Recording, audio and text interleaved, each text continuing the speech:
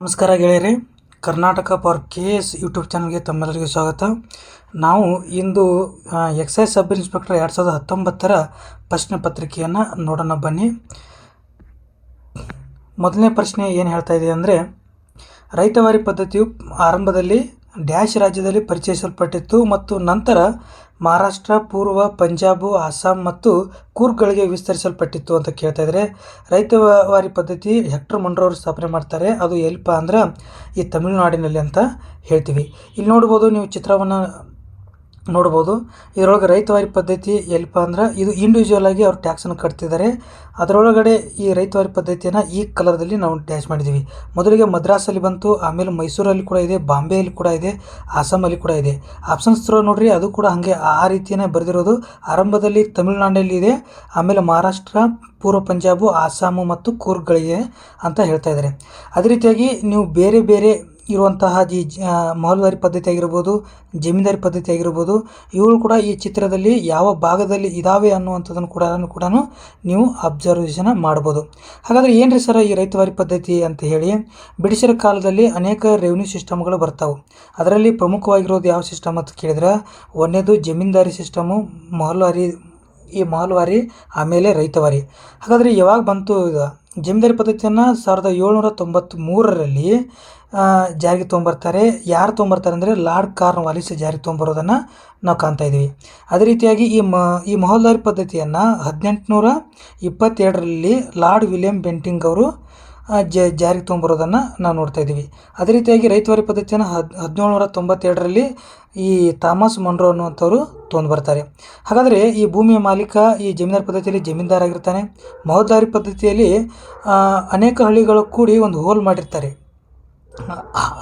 ಇನ್ನೊಂದು ರೈತವಾರಿ ಪದ್ಧತಿಯಲ್ಲಿ ಇಂಡಿವಿಜುವಲ್ ಆಗಿ ಅವರು ಟ್ಯಾಕ್ಸನ್ನು ಪೇ ಮಾಡೋದನ್ನು ನೋಡ್ತಾ ಇದ್ದೀವಿ.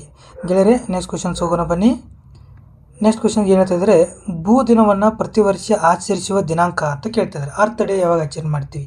ಹಾಗಾದರೆ ಅರ್ತ್ ಡೇಯನ್ನು ಆಚರಣೆ ಮಾಡುವಂಥ ದಿನ ಯಾವುದಪ್ಪ ಅಂದರೆ ಏಪ್ರಿಲ್ 22. ಹಾಗಾದರೆ 2024 ಏಪ್ರಿಲ್ 22 ಅರ್ತ್ ಡೇ ಥೀಮ್ ಏನಾಗಿತ್ತು ಅಂತ ಕೇಳಿದ್ರೆ, ಥೀಮ್ ಏನಾಗಿತ್ತು ಅಂದರೆ ಈ ಪ್ಲ್ಯಾನೆಟ್ ವರ್ಸಸ್ ಪ್ಲಾಸ್ಟಿಕ್ ಅಂತ ಆಗಿತ್ತು.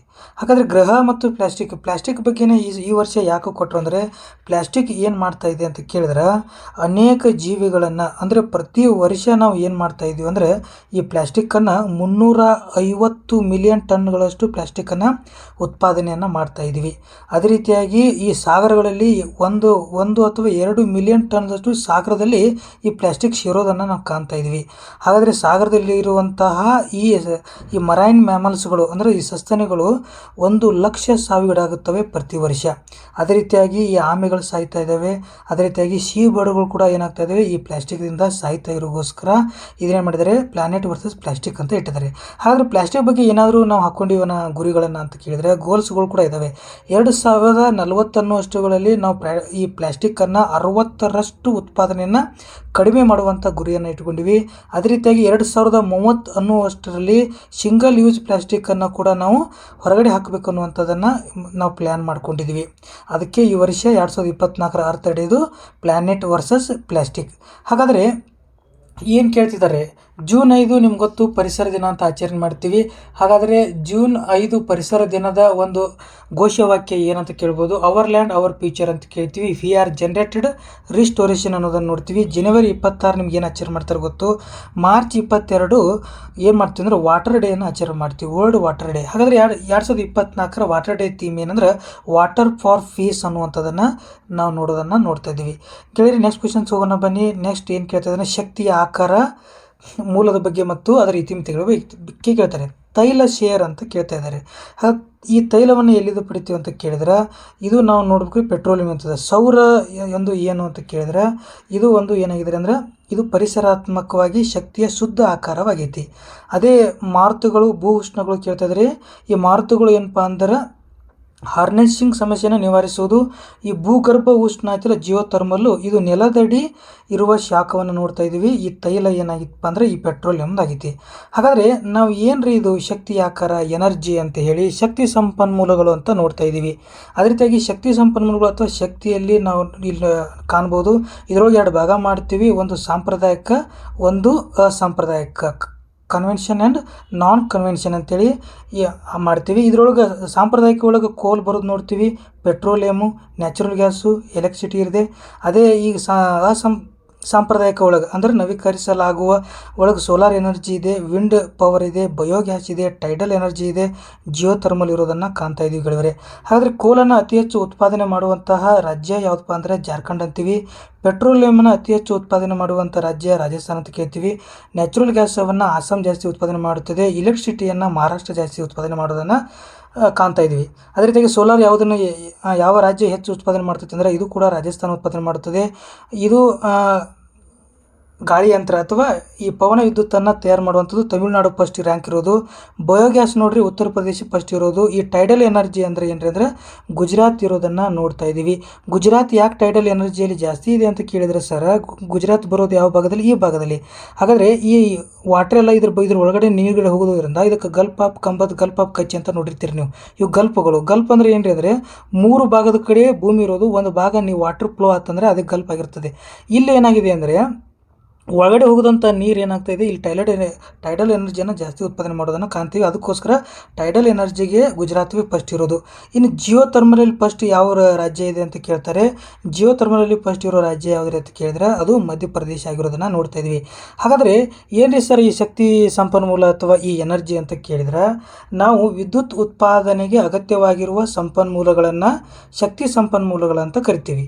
ಒಂದು ದೇಶ ಏನಾದರೂ ಆರ್ಥಿಕ ಅಭಿವೃದ್ಧಿ ಆಗಬೇಕಂದ್ರೆ, ಜನರ ಜೀವನ ಮಟ್ಟ ಸುಧಾರಣೆ ಆಗಬೇಕಂದ್ರೆ ಶಕ್ತಿ ಸಂಪನ್ಮೂಲಗಳ ಅಗತ್ಯತೆ ತುಂಬ ಅವಶ್ಯಕತೆಯಾಗಿದೆ. ಅದು ಕೃಷಿ, ಕೈಗಾರಿಕೆ, ವಾಣಿಜ್ಯೋದ್ಯಮ, ಸಾರಿಗೆ ಸಂಪರ್ಕ ಮೊದಲಾದವುಗಳ ಪ್ರಗತಿಯಲ್ಲಿ ಈ ಶಕ್ತಿ ಸಂಪನ್ಮೂಲಗಳ ಪಾತ್ರ ಹಿರಿದಾಗಿತ್ತು ಅನ್ನೋದನ್ನು ನಾವು ಕಾಣ್ತಾ ಇದ್ದೀವಿ. ಹಾಗಾದರೆ ನಮ್ಮಲ್ಲಿ ಅಸಾಂಪ್ರದಾಯಿಕ ಶಕ್ತಿ ಸಂಪನ್ಮೂಲಗಳನ್ನು ನೋಡ್ತಾ ಇದ್ದೀವಿ. ಅದಕ್ಕೋಸ್ಕರ ಇನ್ನೂ ಏನು ಇಂಪಾರ್ಟೆಂಟ್ ಅಂದರೆ ಯಾವ್ಯಾವ ಶಕ್ತಿ ಸಂಪನ್ಮೂಲಗಳು ಏನಿದ್ದಾವೆ ನೋಡ್ರಿ. ಈ ಲೈನನ್ನು ಏನು ಕಾಣ್ತಾ ಇದೆ ಅಂತ ಕೇಳಿದ್ರೆ ಇದು ನ್ಯಾಚುರಲ್ ಗ್ಯಾಸದ ಲೈನ್ ಆಗಿದೆ, ನಮ್ಮಲ್ಲಿ ನೋಡ್ತಾ ಇದ್ದೀವಿ. ಅದೇ ರೀತಿಯಾಗಿ ಇವು ಚಿತ್ರಗಳನ್ನು ನೋಡ್ಕೋಬೋದು ನೀವು. ಅಂದರೆ ಮೇಜರ್ ನ್ಯಾಚುರಲ್ ಗ್ಯಾಸು ಇದನ್ನ ಯಾವುದು ಕೋಲ್ ಉತ್ಪಾದನೆ ಮಾಡುವಂಥ ಡಯಾಗ್ರಾಮು. ಅದರ ಕೋಲ್ ಮೈನ್ಸ್ ಯಾವ ಇದ್ದಾವೆ, ಆಯಿಲ್ ಫೀಲ್ಡ್ಸ್ ಯಾವ ಇದ್ದಾವೆ ಅಂತ ನೋಡ್ತಾ ಇದ್ವಿ. ನೈವೇಲಿ ಕೋಲ್ಗೆ ಫೇಮಸ್ ಆಗಿರುವಂಥದ್ದು, ಸಿಂಗರೇಣಿ ಆಂಧ್ರದಲ್ಲಿ ಬರುವಂಥದ್ದು ಕೂಡ ಕೋಲ್ ಇದನ್ನಾಗಿದೆ. ಕೋರ್ಬಾ, ಜಾರ್ವಾ, ಬೊಕಾರೋ, ರಾಣಿಗಂಜ್ ಇವೆಲ್ಲ ಈ ಕೋಲ್ ಮೈನ್ಸ್ಗಳು ಆಗೋದನ್ನು ನಾವು ಕಾಣ್ತಾ ಇದ್ದೀವಿ. ಅದೇ ರೀತಿಯಾಗಿ ಈ ಚಿತ್ರವನ್ನು ನೀವು ನೀಟಾಗಿ ನೋಡಿಕೊಂಡ್ರೆ ಇವೆಲ್ಲಗಳು ಕೂಡ ನಿಮ್ಗೆ ಅರ್ಥ ಆಗುತ್ತೆ ಅಂತ ಹೇಳಿ ನಾನು ನೆಕ್ಸ್ಟ್ ಮೂವ್ ಆಗ್ತಾ ಇದ್ದೀನಿ.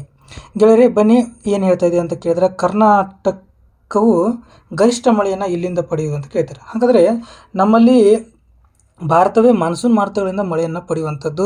ಹಾಗಾದರೆ ಯಾವ ಮಾನ್ಸೂನ್ ಮಾರುತ ಅಂತ ಕೇಳಿದರೆ ನೈಋತ್ಯ ಮಾನ್ಸೂನ್ ಮಾರುತ ಅಂತ ನಾವು ಹೇಳ್ತಾ ಇದ್ವಿ.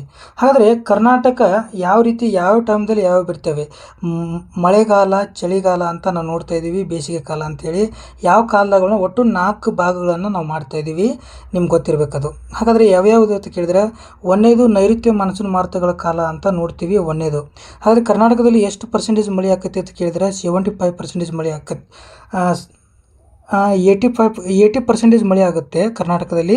ಇಂಡಿಯಾದಲ್ಲಿ 75% ಮಳೆ ಆಗೋದನ್ನು ನೋಡ್ತಾ ಇದ್ದೀವಿ. ಆದರೆ ಕರ್ನಾಟಕದಲ್ಲಿ ಅತಿ ಹೆಚ್ಚು ಯಾವ ಮಳೆ ಪಡಿತೀವಿ ಅಂದರೆ ಆಗುಂಬೆ ಮಳೆ ಅತಿ ಹೆಚ್ಚು ಪಡೆದ್ರೆ ಅದು ಹುಲಿಕಲ್ಲು ಅವಾಗವಾಗ ಆಗ್ತಿರ್ತೈತಿ. ಆದರೂ ಎಕ್ಸಾಕ್ಟಾಗಿ ಅದು ಸ್ಥಿರತೆಯನ್ನು ಹೊಂದಿಲ್ಲ. ಒಂದು ವರ್ಷ ಹುಲಿಕಲ್ಲು ಆದರೆ ಇನ್ನೊಂದು ವರ್ಷ ಆಗುಂಬೆನೇ ಆಗ್ತೈತಿ. ಹೆಚ್ಚು ಅವಧಿವರೆಗೆ ಯಾವುದು ಇರುತ್ತಿಲ್ಲ ಅದನ್ನೇ ನಾವು ಕನ್ಸಿಡರ್ ಮಾಡೋದನ್ನು ನೋಡ್ತೀವಿ. ಮೌಸಿನ್ ರಾಮ್ ಮೇಘಾಲಯದ ಅತಿ ಹೆಚ್ಚು ಭಾರತ ಮಳೆಯನ್ನು ನೋಡ್ತೀವಿ. ಅದೇ ರೀತಿಯಾಗಿ ಇನ್ನು ನೈಋತ್ಯ ಮಾನ್ಸೂನ್ ನಿರ್ಗಮನ ಕಾಲ ಒಳಗೆ ಅಂದರೆ ಈಶಾನ್ಯ ಮಾರುತಗಳ ಕಾಲದೊಳಗೆ ಮಳೆಯನ್ನು ಎಷ್ಟು ಪಡಿತೈತಪ್ಪ ಅಂದರೆ 12% ಪಡೆಯೋದನ್ನು ನಾವೇನು ಮಾಡ್ತೀವಿ, ಕರ್ನಾಟಕ ನೋಡ್ತೀವಿ. ಅದೇ ರೀತಿಯಾಗಿ ಭಾರತ 13% ಮಳೆಯನ್ನು ಪಡೆಯುತ್ತದೆ. ಅದೇ ರೀತಿಯಾಗಿ ನೆಕ್ಸ್ಟ್ ಹೋಗ್ತೀವಿ. ಇನ್ನು ಎಲ್ಲಿಪ್ಪ ಅಂದರೆ ಚಳಿಗಾಲದಲ್ಲಿ ಕರ್ನಾಟಕ ಎಷ್ಟು ಪರ್ಸೆಂಟೇಜ್ ಮಳೆ ಪಡಿತೆ ಅಂದರೆ ಕೇವಲ 1% ಮಳೆ ಪಡೆದ್ರೆ ಭಾರತ 2% ಮಳೆ ಪಡೆಯೋದನ್ನು ನಾವು ನೋಡ್ತಾ ಇದ್ದೀವಿ.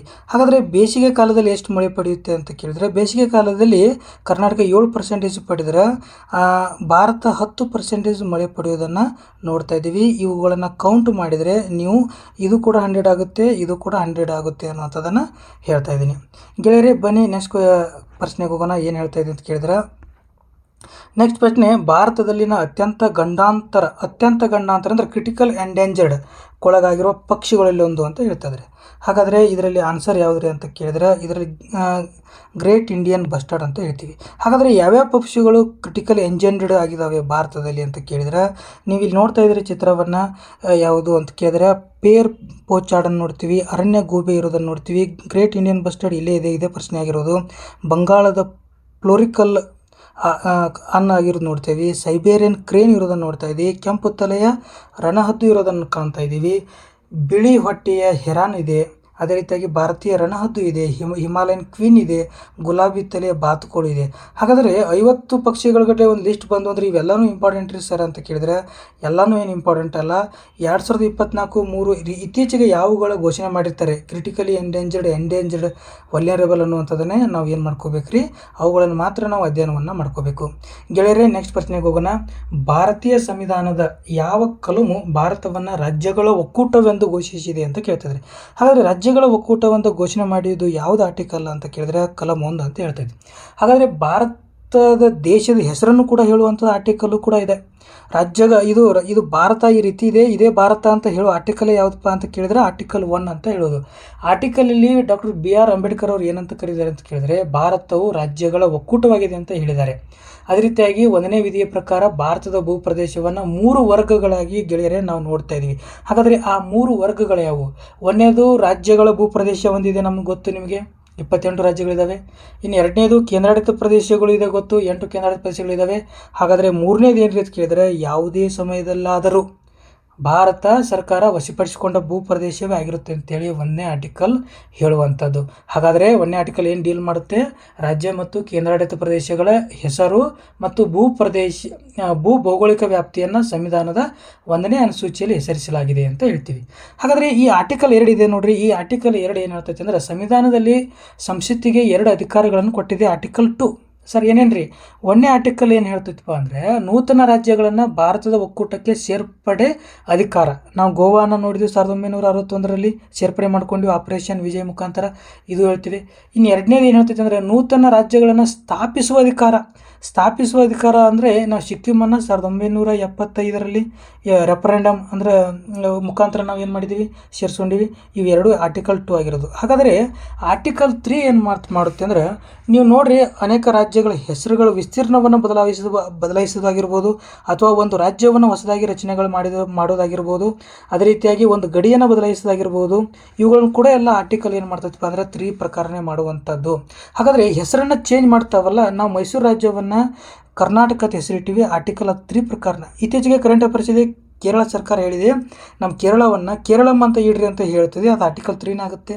ಅದೇ ರೀತಿಯಾಗಿ ಈ ಸಂಯುಕ್ತ ಪ್ರಾಂತ್ಯ ಇತ್ತು ಮೊದಲು ಉತ್ತರ ಪ್ರದೇಶ, ಅದನ್ನು 1950ರಲ್ಲಿ ಏನು ಮಾಡಿದರು, ಸಂಯುಕ್ತ ಪ್ರಾಂತ್ಯವನ್ನು ಉತ್ತರ ಪ್ರದೇಶ ಮಾಡಿದರು ಆರ್ಟಿಕಲ್ 3 ಪ್ರಕಾರ. ಮದ್ರಾಸ್ ರಾಜ್ಯ ಇತ್ತು, ಅದನ್ನು ತಮಿಳುನಾಡು ರಾಜ್ಯ ಮಾಡಿದರು 1969 ಆರ್ಟಿಕಲ್ 3 ಪ್ರಕಾರ. ಈ ರೀತಿ ಆರ್ಟಿಕಲ್ 3 ಏನು ಹೇಳುತ್ತೆ ಅಂದರೆ ಒಂದು ಹೊಸ ರಾಜ್ಯಗಳ ಗಡಿ ಬದಲಾವಣೆ ಆಗಿರ್ಬೋದು, ಹೊಸ ಗಡಿಗಳನ್ನು 3-4 ಗಡಿ ರಾಜ್ಯಗಳನ್ನು ಸೇರಿಸಿ ಒಂದು ಹೊಸ ರಾಜ್ಯ ಸ್ಥಾಪನೆ ಮಾಡೋಗಿರ್ಬೋದು, ಈ ರೀತಿ ಎಲ್ಲ ಇದೇ ಮಾತಾಡೋದು. ಹಾಗಾದರೆ ಆರ್ಟಿಕಲ್ 4 ಏನು ಹೇಳುತ್ತೆ ಅಂತ ಕೇಳಿದ್ರೆ ಇದಕ್ಕೆ 368 ಅಪ್ಲೈ ಆಗಲ್ಲ ಅಂತ ಹೇಳುತ್ತೆ. ಯಾವುದಕ್ಕೆ? ಈ ರಾಜ್ಯಗಳ ಸ್ಥಾಪನೆಗೆ. ಹಾಗಾದರೆ 368 ಅಪ್ಲೈ ಆಗಲ್ಲ ಅಂದರೆ 368 ಆರ್ಟಿಕಲ್ ಏನು ಹೇಳುತ್ತೆ ಅಂತ ಸರ್ ಕೇಳಿದ್ರೆ ಒಟ್ಟು ತಿದ್ದುಪಡಿ ಒಳಗೆ 3 ಪ್ರಕಾರ ಆರ್ಟಿಕಲನ್ನು ನೋಡ್ತೀವಿ. ಒಂದು ಸರಳ ಬಹುಮತ, ಒಂದು ವಿಶೇಷ ಬಹುಮತ, ಇನ್ನೊಂದು ವಿಶೇಷ ಬಹುಮತ ಮತ್ತು ಅರ್ಧ ರಾಜ್ಯಗಳ ಒಪ್ಪಿಗೆ.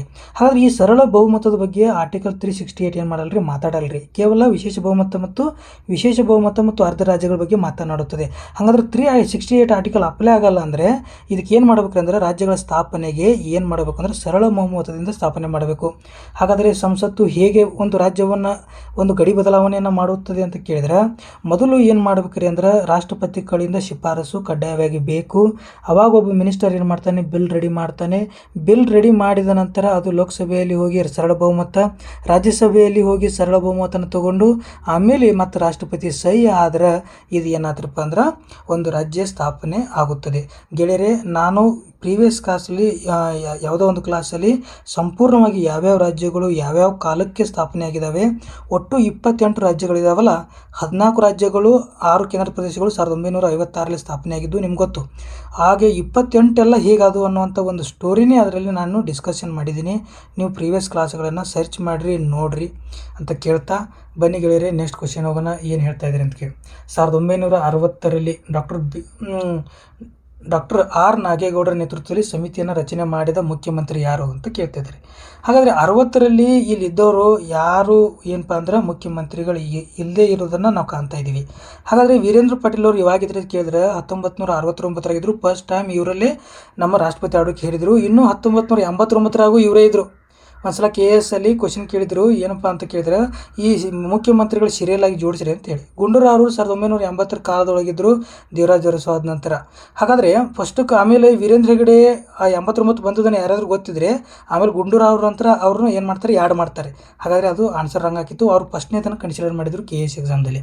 ಅದಕ್ಕೋಸ್ಕರ ಈ ಮುಖ್ಯಮಂತ್ರಿಗಳ ಈ ಸಮಯ ಇವ್ರ ಪರೇಡ್ ಏನಿದೆ ಅದು ಕೂಡ ನೆನಪಿಟ್ಕೊಳ್ಳೋದು ಭಾಳ ಅವಶ್ಯಕತೆ ಇದೆ. ಹಾಗಾದ್ರೆ ನಿಜಾಮಪುರ ಯಾವಾಗಾದರು ನಿಮ್ಗೆ ಗೊತ್ತು, ವಿಶಾಲ ಮೈಸೂರು ರಾಜ್ಯ 1956 ರಚನೆ ಆಯಿತು. ಅವರು ಇವರಾಗಿದ್ದರು.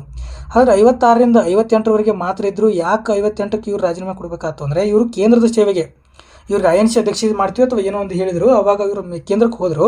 ಅವಾಗ ಏನು ಮಾಡಿದ್ರು ಅಂದ್ರೆ 58ರಿಂದ 62ರವರೆಗೆ BD ಜತ್ತಿ ಏನಾಗಿದ್ರಿ ಅಂದರೆ ಕರ್ನಾಟಕದ ಮುಖ್ಯಮಂತ್ರಿ ಆಗಿದ್ದರು. ಅವಾಗ 60ರ ಯಾರಿದ್ರು ಅಂತ ಕೇಳಿದರು. ಇದರೊಳಗೆ BD ಜತ್ತಿ ಆಪ್ಷನ್ಸ್ ಇರೋದ್ರಿಂದ KPSC ಇದಕ್ಕೆ ಗೇಸ್ ಆನ್ಸರನ್ನು ಕೊಟ್ಟಿದೆ. ದೇವರಾಜ ಅರಸು ಗೊತ್ತು ನಿಮಗೆ, ಕರ್ನಾಟಕವನ್ನು ಆಳಿದ ಅತಿ ದೀರ್ಘಾವಧಿ ಮುಖ್ಯಮಂತ್ರಿ ದೇವರಾಜ ಅರಸು ಅಂತ ಹೇಳ್ತೀವಿ. ಇನ್ನು ಕರ್ನಾಟಕದಲ್ಲಿ ಅತಿ ಹೆಚ್ಚು ಬಾರಿ ಮುಖ್ಯಮಂತ್ರಿ ಆದವ್ರು ಯಾರು ಅಂತ ಕೇಳಿದ್ರೆ 4 ಬಾರಿ ಆಗಿದ್ದಾರೆ ಯಡಿಯೂರಪ್ಪನವರು. ಗೆಳೆಯರೆ, ನೆಕ್ಸ್ಟ್ ಕ್ವಶನ್ಸ್ಗೆ ಹೋಗೋಣ. ನೆಕ್ಸ್ಟ್ ಕ್ವಶನ್ಸ್ ಏನು ಹೇಳ್ತಾ ಇದೆ ಅಂತ ಕೇಳಿದ್ರೆ, ನೆಕ್ಸ್ಟು ಪ್ರಥಮ ವೇದ ಯಾವುದು ಅಂತ ಕೇಳ್ತಾರೆ. ಋಗ್ವೇದ, ಯಜುರ್ವೇದ, ಸಾಮವೇದ, ಅಥರ್ವವೇದ 4 ವೇದಗಳನ್ನು ನೋಡಿದ್ದೀವಿ. ಹಾಗಾದರೆ ಸರಳವಾದ ಪ್ರಶ್ನೆಗೆ ಯಾವುದಪ್ಪ ಅಂದ್ರೆ ಋಗ್ವೇದ ಅಂತ ಹೇಳ್ತೀವಿ. ಇದು ನಮ್ಮ ಭಾರತದ ವಿಶ್ವದ ಮೊಟ್ಟ ಮೊದಲ ಗ್ರಂಥನೇ ಋಗ್ವೇದ ಅಂತ ಕೇಳ್ತಾರೆ. ಇದು ಸಂಸ್ಕೃತದಲ್ಲಿ ಬರೆದಿದೆ. 1028 ಹೌದಾ, 1028 ಶ್ಲೋಕಗಳು, 10 ಮಂಡಕಗಳು ಇರೋದನ್ನು ಕಾಣ್ತಾ ಇದ್ದೀವಿ. ಹಾಗಾದರೆ ಈ ವೇದಗಳದಾವಲ್ಲ, ಋಗ್ವೇದ, ಯಜುರ್ವೇದ, ಸಾಮವೇದ, ಅಥರ್ವವೇದ, ಈ ವೇದಗಳಿಗೆ ಕೂಡ ಉಪವೇದಗಳು ಇರೋಗಳನ್ನು ನೋಡ್ತಾ ಇದ್ದೀವಿ. ಹಾಗಾದರೆ ಈ ಋಗ್ವೇದಕ್ಕೆ ಉಪವೇದ ಧನುರ್ವೇದ ಆಗಿದೆ. ಇದು ಏನಪ್ಪ ಅಂದ್ರೆ ಅರ್ಚರಿ ಕಲಿಸೋದನ್ನಾಗಿದೆ. ಯಜುರ್ವೇದದ್ದು ಗಾಂಧರ್ವ ವೇದ ಆಗಿದೆ. ಅದೇ ಸಾಮವೇದದ್ದು ಈ ಶಿಲ್ಪವೇದ ಆಗಿದೆ. ಅದೇ ರೀತಿಯಾಗಿ ಈ ಅಥರ್ವ ವೇದದ್ದು ಆಯುರ್ವೇದ ಆಗಿದೆ ಅನ್ನೋದನ್ನು, ಇವು 4 ಉಪವೇದಗಳು ಕೂಡ ನೀವು ನೆನಪಿಟ್ಕೋಬೇಕು. ಅಷ್ಟೇ ಅಲ್ಲದೆ ವೇದಾಂಗಗಳು ಕೂಡ ಬರ್ತವೆ. ಯಾವ್ಯಾವು? ಈ ಶಿಲ್ಪ ಆಗಿರ್ಬೋದು, ಕಲ್ಪ ಆಗಿರ್ಬೋದು, ನಿರುಕ್ತ ಆಗಿರ್ಬೋದು, ಛಂದಸ್ ಆಗಿರ್ಬೋದು, ವ್ಯಾಕರಣ ಆಗಿರ್ಬೋದು, ಜ್ಯೋತಿಷ್ಯ ಆಗಿರ್ಬೋದು. ಈ ರೀತಿ 6 ವೇದಾಂಗಗಳು ಇರೋದನ್ನು ನೋಡ್ತಾ ಇದ್ದೀವಿ. ಗೆಳೆಯರೆ, ನೆಕ್ಸ್ಟ್ ಕ್ವಶನ್ಸ್ಗೆ ಹೋಗೋಣ. ಏನು ಹೇಳ್ತಾ ಇದೆ ಅಂತ ಕೇಳಿದರೆ, ನೆಕ್ಸ್ಟ್ ಪ್ರಶ್ನೆ, ಒಂದು ನಿಮಿಷ. ಪ್ರಾಗೈತಿಹಾಸಿಕ ನೆಲೆಯಾದ ಸಂಗನಕಲ್ಲು ಇರುವುದು ಅಂತ ಕೇಳ್ತಾರೆ. ಹಾಗಾದರೆ ಸಂಗನಕಲ್ಲು ಪ್ರೀ ಹಿಸ್ಟಾರಿಕ್ ಪೀರಿಯಡ್ ಅಂತ ನಿಮ್ಗೆ ಗೊತ್ತಿರ್ಬೇಕು. ಕರ್ನಾಟಕ ಪೂರ್ವ ಇತಿಹಾಸವನ್ನು ಅಭ್ಯಾಸ ಮಾಡುವಾಗ ಭಾರತದ ಪೂರ್ವ ಇತಿಹಾಸವನ್ನು ಅಭ್ಯಾಸ ಮಾಡ್ತಾ ಇದ್ದೀವಿ. Prehistoric age in Karnataka ಇರ್ಬೋದು, ಇಂಡಿಯಾ ಆಗಿರ್ಬೋದು. ಹಾಗಾದರೆ ಇದು ಏನಿದೆ ಪ್ರಾಗೈತಿಹಾಸಿಕ ಕಾಲ ಅಂದರೆ ಏನು ಹೆಸರು ಅಂತ ಕೇಳಿದ್ರೆ, ದಾಖಲೆಗಳಿಲ್ಲದ ಹಾಗೂ ಅಲಿಖಿತ ಆಕಾರಗಳನ್ನು ಆಧರಿಸಿ ಬರೆದಿರುವ ಇತಿಹಾಸದ ಕಾಲವನ್ನು ಇತಿಹಾಸ ಪೂರ್ವ ಕಾಲ ಅಥವಾ ಪ್ರಾಗೈತಿಹಾಸಿಕ ಕಾಲಕ್ಕೆ ಅಂತ ಕರಿತೀವಿ. ಇದನ್ನು ಆರ್ಕಿಯಾಲಜಿ ಅಂತ ಕರೀತಾರೆ. ಹಳೆ ಕಾಲದ ಸ್ಟಡಿ ಮಾಡೋದನ್ನು ಆರ್ಕಿಯಾಲಜಿ ಅಂತ ಕರಿತೀವಿ, ನೀವು ನೋಡಿದ್ರಿ. ಹಾಗಾದರೆ ಯಾವ್ಯಾವ ಇದಾವೆ? ಇದು ಒಂದೇ ಇದೇನಾ ಸರ್? ಈಗ ಸಂಗನಕಲ್ಲು ಬಳ್ಳಾರಿಯಲ್ಲಿ ಒಂದೇ ಇದೇನಾ ಅಂತ ಕೇಳ್ಬೋದು. ಇಲ್ಲ, ಬೆಂಗಳೂರಿನ ಜಾಲಹಳ್ಳಿ ಇದೆ ಕೂಡ. ಇದು ಪ್ರಾಗೈತಿಹಾಸಿಕ ಕಾಲಕ್ಕೆ ನೆಲೆನೇ ಆಗಿರುವಂಥದ್ದು. ಬೆಂಗಳೂರಲ್ಲಿ ಜಾಲಹಳ್ಳಿ ಆಗಿರ್ಬೋದು, ಬಳ್ಳಾರಿಯ ಸಂಗನಕಲ್ಲು ಆಗಿರ್ಬೋದು, ದಾವಣಗೆರೆಯ ನ್ಯಾಮತಿ ಆಗಿರ್ಬೋದು. ಅದೇ ರೀತಿಯಾಗಿ ಈ ತುಮಕೂರು ಒಳಗೆ ಕಿಬ್ಬನಹಳ್ಳಿ ಅಂತ ಬರ್ತೈತಿ, ಇದು ಪ್ರಾಗೈತಿಹಾಸಿಕ ಕಾಲದ ಸೈಟ್ ಆಗಿರೋದು. ಮೈಸೂರು ಒಳಗೆ ರಂಗನಾಥಪುರ ಅಂತ ಬರ್ತೈತಿ, ಇದು ಕೂಡ ಏನಾಗಿದೆ ಅಂದ್ರೆ ಪ್ರಾಗೈತಿಹಾಸಿಕ ಕಾಲದ ಪ್ರಮುಖ ಸೈಟ್ಸ್ಗಳಾಗ್ಯವು ಅಥವಾ ನೆಲೆಗಳಾಗ್ಯವು. ಅದೇ ರೀತಿಯಾಗಿ ಈ ಇತಿಹಾಸ ಪೂರ್ವ ಕಾಲದಲ್ಲಿ ಮಾನವ ಏನಾಗಿದೆ ಅಂದರೆ ಅಲೆಮಾರಿ ಜೀವನ ನಡೆಸ್ತಾ ಇದ್ದ. ಪ್ರಕೃತಿಯಲ್ಲಿ ಹೇಗೆ ಸಿಗುತ್ತದೆಯೋ ಹಾಗೆ ಆಹಾರವನ್ನು ಸೇವಿಸ್ತಾ ಇದ್ದ. ಇದು ಎಲ್ಲಿ ಹೇಗೆ ಆರಂಭವಾಯಿತು ಮತ್ತು ಹೇಗೆ ಅಂತ್ಯವಾಯಿತು ಎಂದು ತಿಳಿದು ನಮಗೆ ಬರುವುದಿಲ್ಲ. ಹಾಗಾದರೆ ಅಲಿಖಿತ ಆಕಾರಗಳನ್ನು ಪತ್ತೆ ಹಚ್ಚುವ ಕಾರ್ಯ ಭಾರತದೊಳಗೆ ಪ್ರಥಮವರೆಗೆ ಕರ್ನಾಟಕದೊಳಗೆ ನಡೆದೈತಿ. ಅದು ಎಲ್ಲಿ ಅಂತ ಕೇಳಿದರೆ ರಾಯಚೂರು ಜಿಲ್ಲೆಯ ಲಿಂಗಸೂರು ಅಂತ ಹೇಳ್ಬೇಕು. ಹಾಗಾದರೆ ಇಸುವಿ ಎಷ್ಟು ಅಂತ ಕೇಳಿದರೆ 1842 ಆಗಿದೆ. ನಿಮಗೆ ಪ್ರೇಮ್ ರೋಸ್ ಆಗಿರ್ಬೋದು, ಈ ರಾಬರ್ಟ್ ಬ್ರೂಸ್ಫುಟ್ ಆಗಿರ್ಬೋದು, ಇವರು ಪ್ರಾಗೈತಿಹಾಸಿಕ ಕಾಲದ ಪಿತಾಮಹನ ಕೂಡ ಕರಿತೀವಿ. ಇವುಗಳು ಕೂಡ ಎಲ್ಲ ಏನಾಗ್ತಾವ್ರಿ, ಇಂಪಾರ್ಟೆಂಟ್ ಆಗ್ತಾವ ಅಂತ ಹೇಳ್ತಾ ನೆಕ್ಸ್ಟ್ ಕ್ವಶನ್ಸ್ಗೆ ಹೋಗೋಣ ಬನ್ನಿ ಗೆಳೆಯರೆ. ಹಾಗಾದರೆ ಇದಕ್ಕೆ ಸಂಗನಕಲ್ಲು ಎಲ್ಲಿದೆ ಅಂತ ಕೇಳಿದ್ರೆ ಇದಕ್ಕೆ ಆನ್ಸರ್ ಯಾವುದ್ರಿ ಅಂತ ಕೇಳಿದ್ರೆ ಬಳ್ಳಾರಿ ಅಂತ ಹೇಳಬೇಕು.